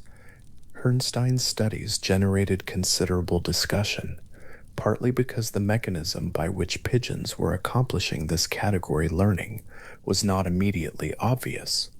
The dominant learning theories of the period emphasize stimulus-response associations, the pairing of specific stimuli with specific responses through reinforcement, and a pigeon accurately categorizing novel photographs by abstract category seemed to require something beyond a simple pairing of that kind. The debate that followed touched on questions about concept formation, perceptual categories, and whether the pigeon's sorting behavior was evidence of genuine abstract representation or an unusually rich form of perceptual discrimination. The discussion has continued in various forms since. What is not debated is the behavioral finding itself. The pigeons sorted the photographs. They sorted new photographs they had not seen during training. They sorted them accurately across extended delays. The category existed somewhere inside the bird, durable enough to be applied to examples the bird had never encountered, retained across interruptions long enough to constitute something that by any reasonable behavioral standard deserves the word memory. There is a consistency in what these studies share that becomes visible when they are placed near each other, though each came from a different animal, a different laboratory, a different decade, a different research tradition with its own history and its own set of assumptions about what it was looking for. The dog remembers having seen a specific action and can reproduce it after an hour. The bee remembers a specific location kilometers away and encodes it into a dance that another bee can read. The octopus remembers how to open a bottle it encountered days ago, and the memory arrives in its arms before much deliberation has happened. The elephant remembers the location of water from 11 years ago, and the herd survives because she does. The pigeon remembers the abstract qualities that define a category of image and sorts photographs of a person it has never seen using a representation built from photographs of the same person taken on different days. None of these findings were entirely expected by the researchers who produced them, not in the sense of genuine surprise about the existence of animal memory. That was not in serious doubt in any of these fields, but in the sense of the quality and durability and reach of the specific memory being documented. The dog's memory lasting an hour without reinforcement. The bee's spatial encoding precise enough to direct naive bees to exact locations several kilometers away. The octopus's retention of technique across days. The elephant's retention of spatial knowledge across years. The pigeons generalizing from seen to unseen photographs within a learned category.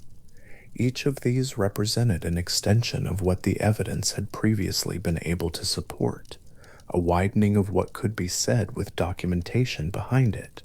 The history of animal cognition research across the second half of the 20th century and into the 21st carries a particular pattern.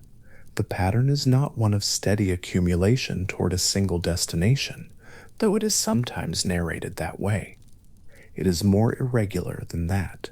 Experimental findings arriving that complicate existing models, followed by methodological debates about whether the findings are real, followed by replications and extensions that resolve some questions and open others, followed by new experimental designs that ask questions the original studies could not.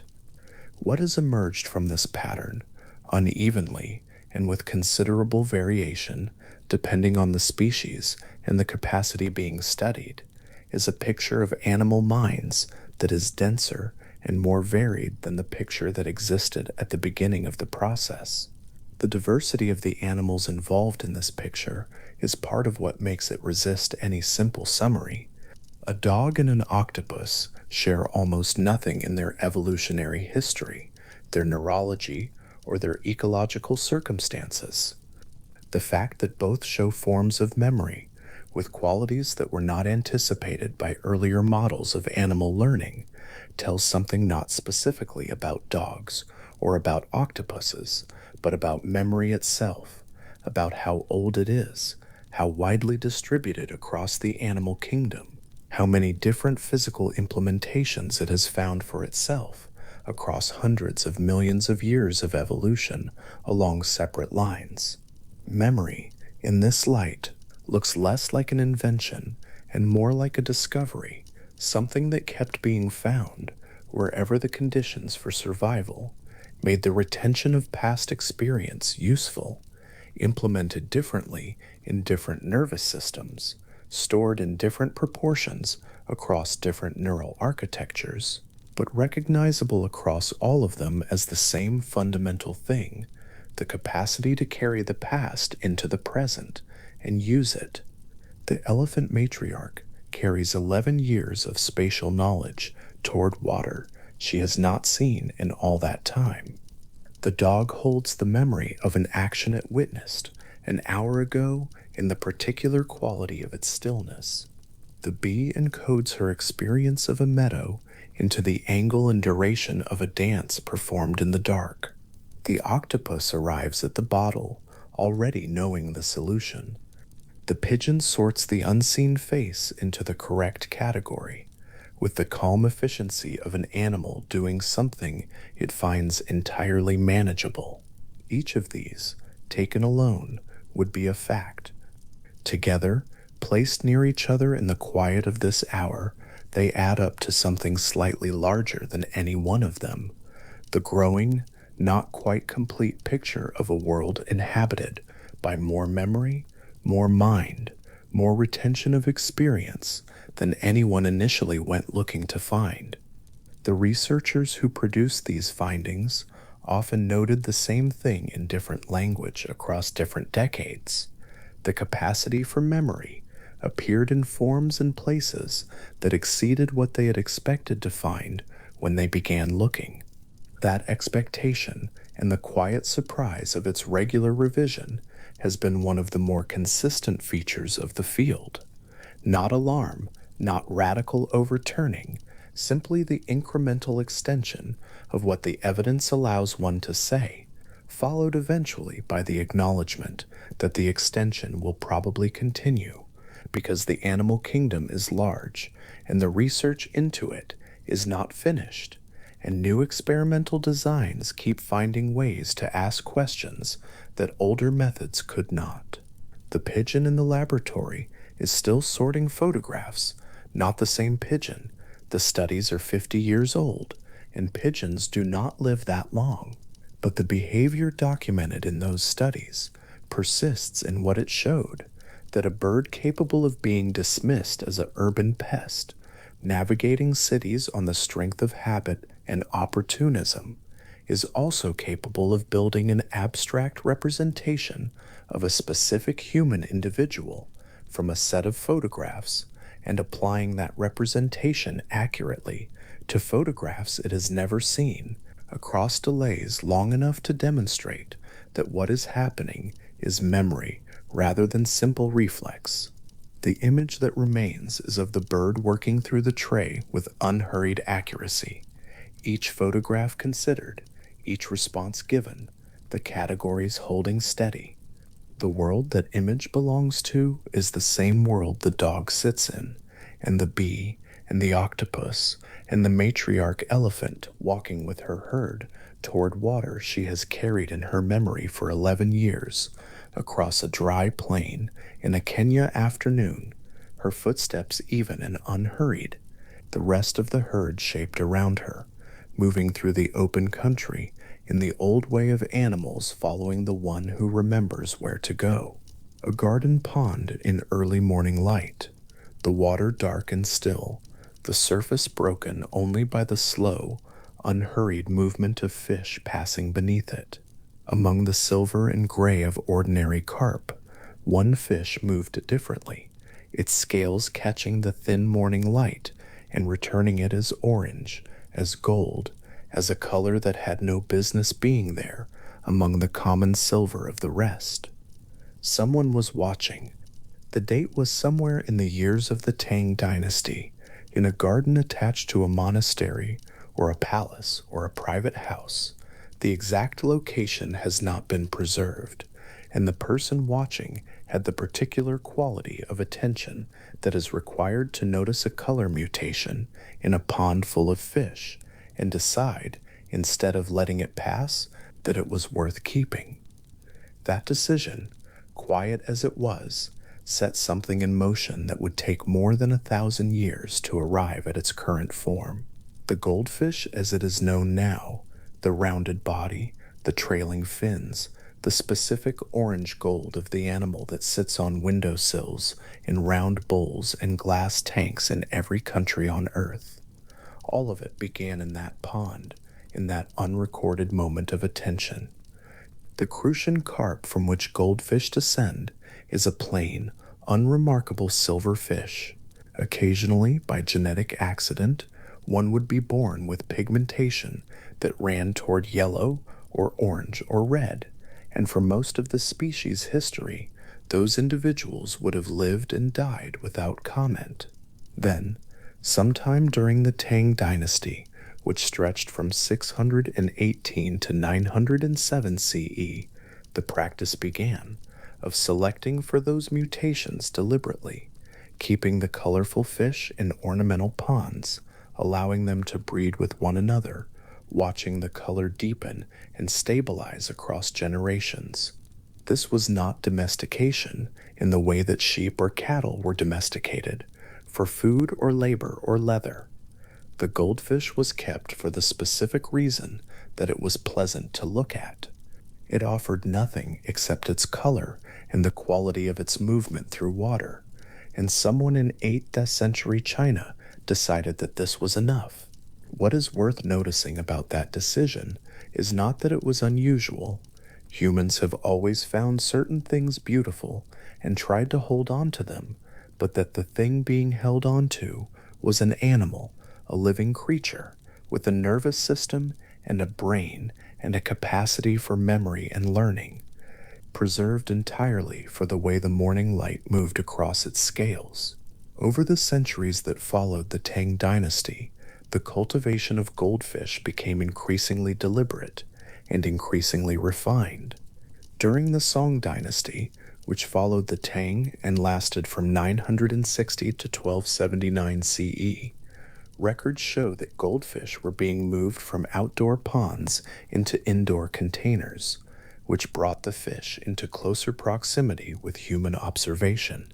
The Ming Dynasty, between 1368 and 1644 CE, saw the development of the round ceramic bowls that would eventually, in a simplified form, become the fishbowl of popular imagination, and with it a new phase of breeding directed not just at color, but at body shape, fin length, eye size, and the specific proportions that made one fish more ornamentally pleasing than another. By the time goldfish began to travel west, carried on trading ships as gifts for royalty and aristocrats, they had already been shaped by nearly 1,000 years of human preference. The fish that arrived in Europe during the early 18th century came carrying the weight of that long history without anyone being particularly aware of it. To the households that received them, they were a novelty, a luxury from a distant country, an exotic conversation piece, an animal whose primary purpose was to make a room feel refined. Aristocratic portrait paintings from the 18th century occasionally feature a glass globe containing a goldfish in the background, in the same compositional space as books, musical instruments, and expensive fabrics. The fish was another emblem of cultivation, of access to fine things. Its biology was not the point. Its brain was not considered.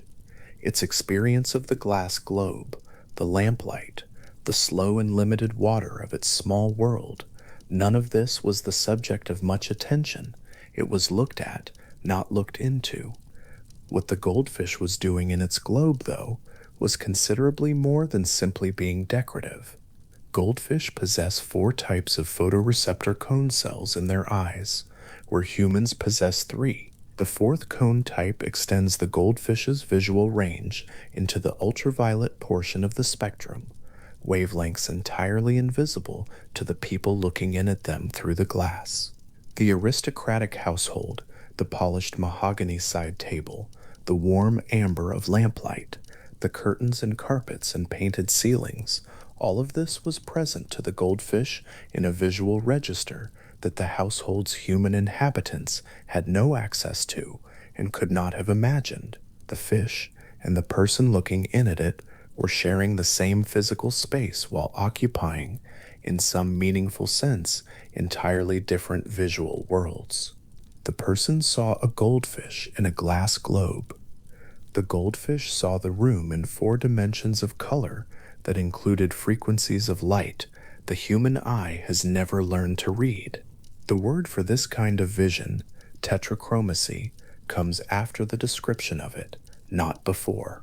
It means simply that the visual system responds to 4 distinct ranges of wavelength rather than 3, and the practical result is a capacity for color discrimination that surpasses human vision in the ultraviolet range, and likely in certain fine distinctions of hue that human eyes collapse into the same perceived color, where the goldfish eye distinguishes 2 or more. Research has confirmed this through behavioral studies in which goldfish were trained to respond differently to light sources that appeared identical to human observers but differed in their ultraviolet content. The fish distinguished them reliably and consistently. The human researchers watching from outside the tank could not see the difference they were testing for. This is worth holding for a moment.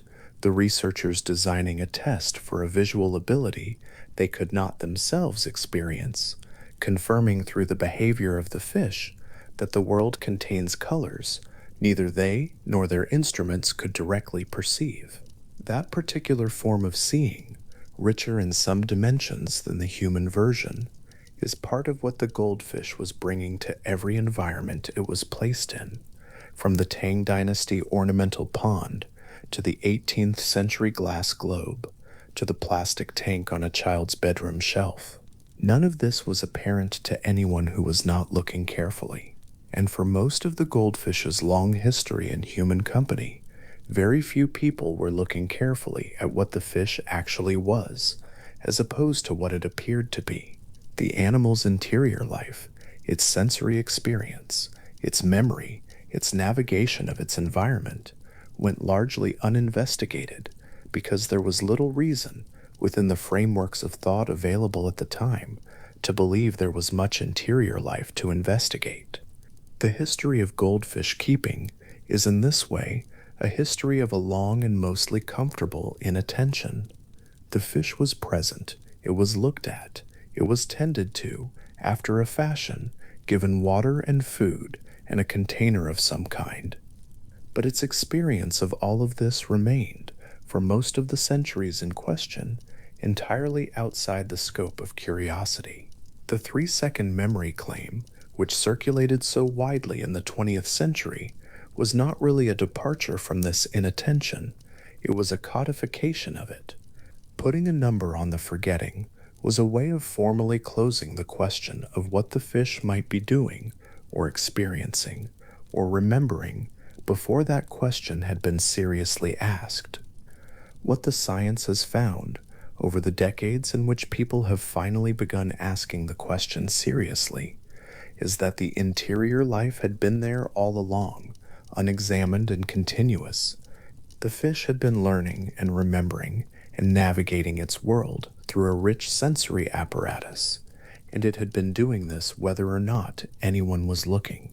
The question was never really about what the fish could do. The question was always about whether anyone thought the fish was worth attending to. There is something in the goldfish's particular domesticated history that makes this trajectory feel apartment. It was preserved initially for its color. It was spread across the world as a decorative object. It was reduced in popular imagination to a symbol of forgetting, and then gradually, through the patient work of people who looked at it more carefully, it turned out to have a memory that worked, a brain that processed the world in an organized and capable way, eyes that saw colors no human had ever seen, and a nervous system built from the same ancient molecular architecture that underlies memory in every vertebrate on Earth. None of this was added later. It was present in the orange fish in the Tang Dynasty pond. It was present in the glass globe on the mahogany table. It was present in the classroom where a teacher wrote 3 seconds on a whiteboard. It was simply not attended to. One way to feel the scale of the goldfish's quiet persistence is to consider a specific fish. A goldfish named Tish was won at a fairground in the town of Thirsk in North Yorkshire, England, in 1956. The boy who won him was 7 years old. His name was Peter Hand.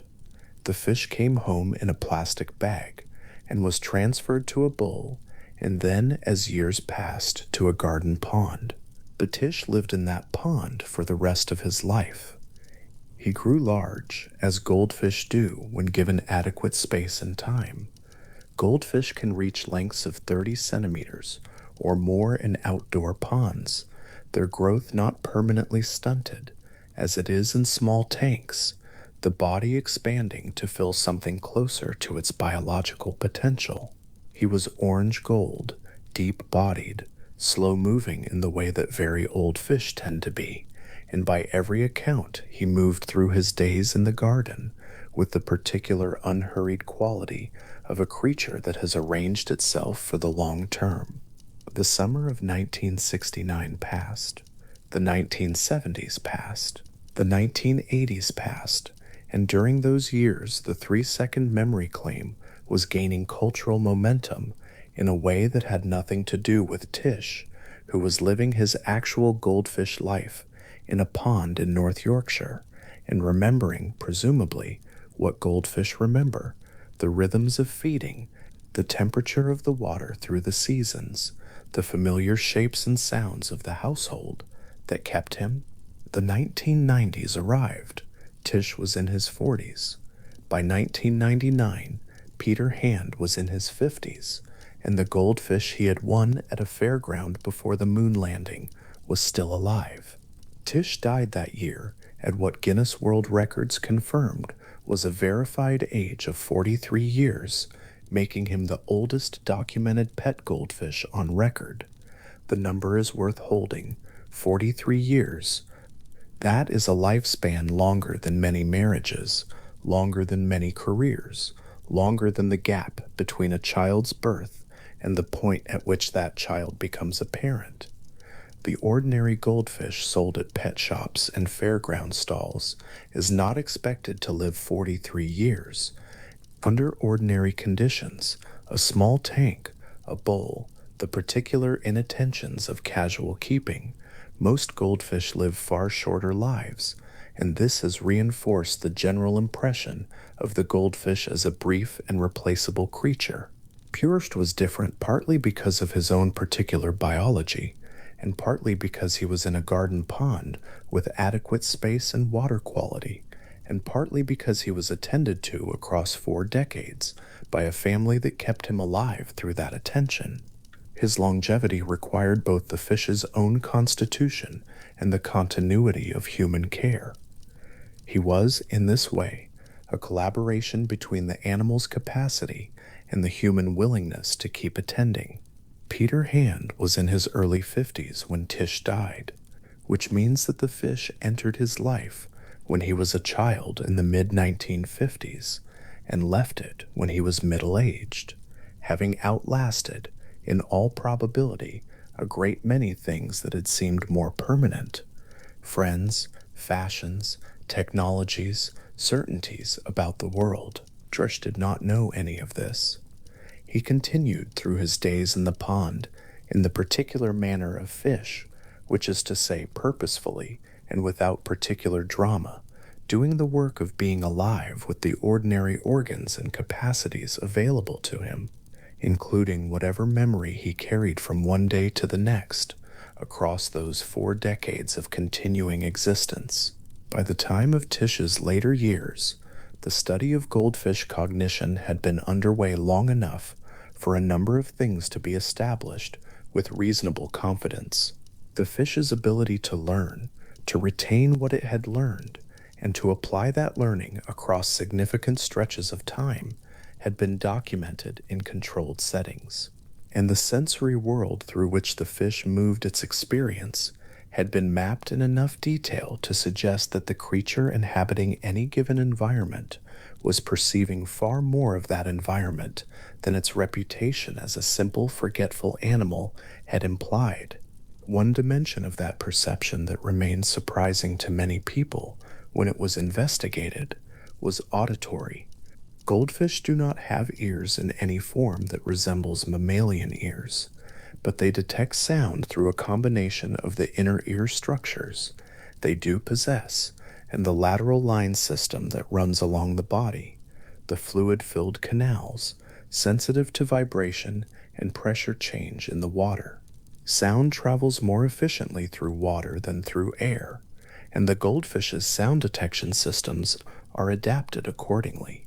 What the research found when it turned toward whether goldfish could discriminate between complex sounds was not what most people would have predicted. At Keio University in Japan, researchers published a study in 2013 examining whether goldfish could learn to distinguish the music of Johann Sebastian Bach from the music of Igor Stravinsky. The two composers represent, in musical terms, very different approaches to sound.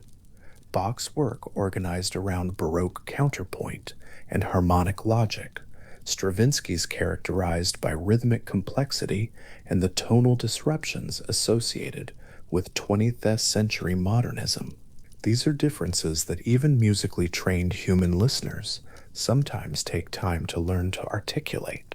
The goldfish in the study were trained to press a button associated with Bach when Bach was playing, and a button associated with Stravinsky when Stravinsky was playing, receiving a food reward for accurate responses.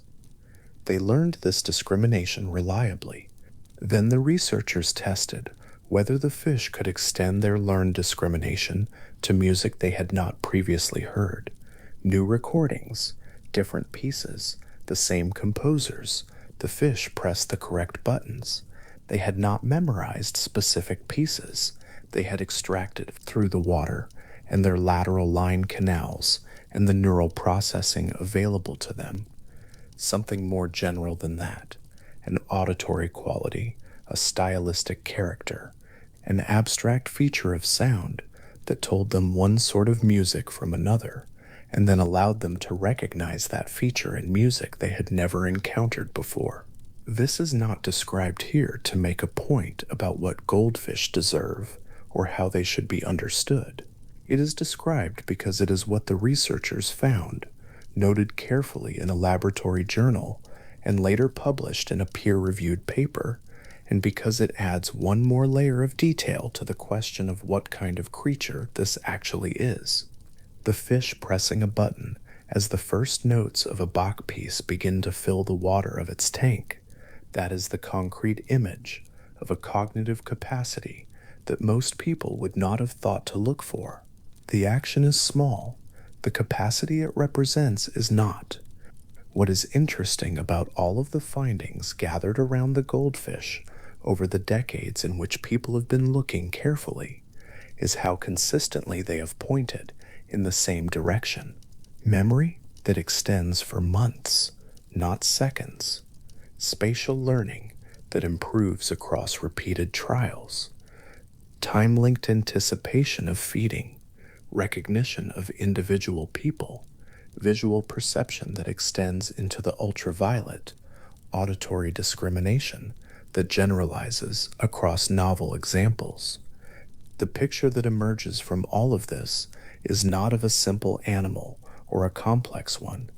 Both of those framings belong to a way of thinking about animal minds that sets up a hierarchy and tries to sort creatures into positions along it. The picture that emerges is something quieter than that. It is the picture of a creature doing, with the brain and senses available to it, a reasonably complete version of what those brains and senses were built to do. The goldfish brain, for all its smallness, smaller than a pea in a young adult fish, pale gray, dense with the organized structures of vertebrate neural architecture, runs on the same fundamental molecular machinery that underlies memory in animals far larger and far longer studied.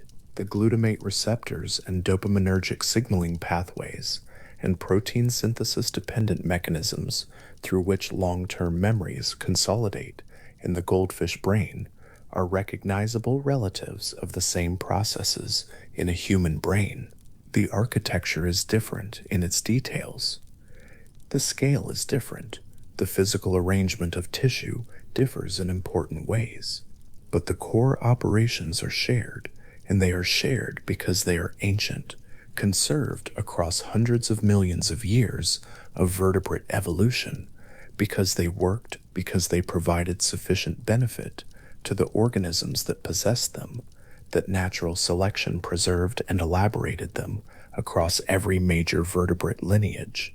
The goldfish shares this inheritance with every other vertebrate on Earth, which is a list that includes at one end hagfish, and at the other end humans, and in between every fish, amphibian, reptile, bird, and mammal that has ever lived. The specific texture of a goldfish's experience, what it is like to be a goldfish in a pond or a tank, what the world feels like from inside that small, complete nervous system, remains genuinely unknown, and this is not something that careful attention can be expected to fully resolve. What an animal does is often observable. What it experiences is usually not. The line between these two kinds of knowing is one of the genuinely difficult lines in the study of animal minds, and the narration does not cross it.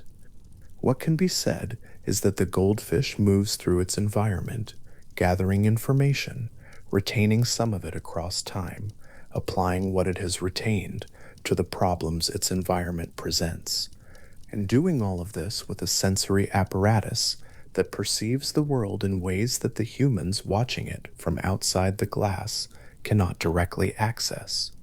These are facts about behavior and biology. The experience they constitute is another kind of question altogether. What is not in question is the long continuity of the goldfish's presence in human life, from the Tang Dynasty pond to the modern aquarium, and the equally long history of human inattention to what that presence has actually involved. The domestication of the goldfish was an accident of color, a mutation noticed, a decision made to keep it, a chain of preference and selection across more than 1,000 years that produced the animal now found on windowsills and bedroom shelves across every country on Earth. What was being kept was always more than color. The color was what was noticed. The rest was present all along. There is a particular quality to the late afternoon light on water in autumn. The sun is lower than it is in summer, and the light it casts comes in at an angle that reaches the surface differently, less direct, more diffuse. The warmth of it diminished, but the color of it deepened toward amber and gold. Garden ponds in northern England in October have this quality of light in the late afternoon. The surface of the water holding the sky's color and the surrounding plants' last colors together in a still reflective surface that moves slightly with whatever passes across it, a leaf, a breath of wind, the slow movement of a fish passing just below. In the late 1990s, in a garden pond in North Yorkshire, an old goldfish moved through water with that quality of autumn light on it. He was 40-something years old. He was large and slow, and carried himself with the particular unhurried weight of an animal that has been doing this for a very long time. He had been one at a fairground before the world had satellite navigation or mobile phones or the internet, before most of the current century had been imagined. When the boy who carried him home was 7 years old, and the world was arranged differently in almost every way. That boy was now a man in his 50s, and the fish was still in the pond, still moving through the water in his slow and purposeful way, still going about the ordinary business of being alive. The leaves were coming down from the trees around the pond. The light was fading. The water held the last of the afternoon's warmth and gave it back slowly. Tinish moved through the water with his fins working in the small, steady way that fish fins work. Not dramatically, not with urgency, simply continuously. The constant small adjustments of a creature that lives in a medium that requires constant adjustment. He had survived more than 4 decades of seasons in that pond, more than 40 winters when the water cooled and his metabolism slowed with it, more than 40 springs when the water warmed again and the world from inside the pond became something that called for more activity. Whatever memory Tish carried through those years, the layout of the pond, the rhythms of feeding, the particular approach of the people who cared for him, the way the light changed with the season, the sounds that the lateral line canals along his body had been reading in the water for 4 decades. All of it had accumulated in the way that experience accumulates in any animal with a nervous system capable of retaining it. He did not know he was the oldest goldfish on record. He did not know he would be cited in a record book, or that his life would serve as evidence against a claim that had nothing to do with the real duration and content of a goldfish's existence. He simply lived in the way that fish live, attending to what was available to be attended to, moving through the water of the only world he had ever known. The orange gold of him deepened and settled with age, the afternoon light finding his scales and returning from them in colors that the human eyes watching him from outside the pond could see, and in colors that they could not. There is something restful about the image of Tish in that autumn pond, not because he was exceptional, though the verified 43 years is exceptional, but because of what his ordinary goldfish life, extended to that unusual length, makes visible. He was a creature with a brain and a sensory system and a memory, living out a continuous experience of his environment across a span of time that extended well beyond what anyone would have predicted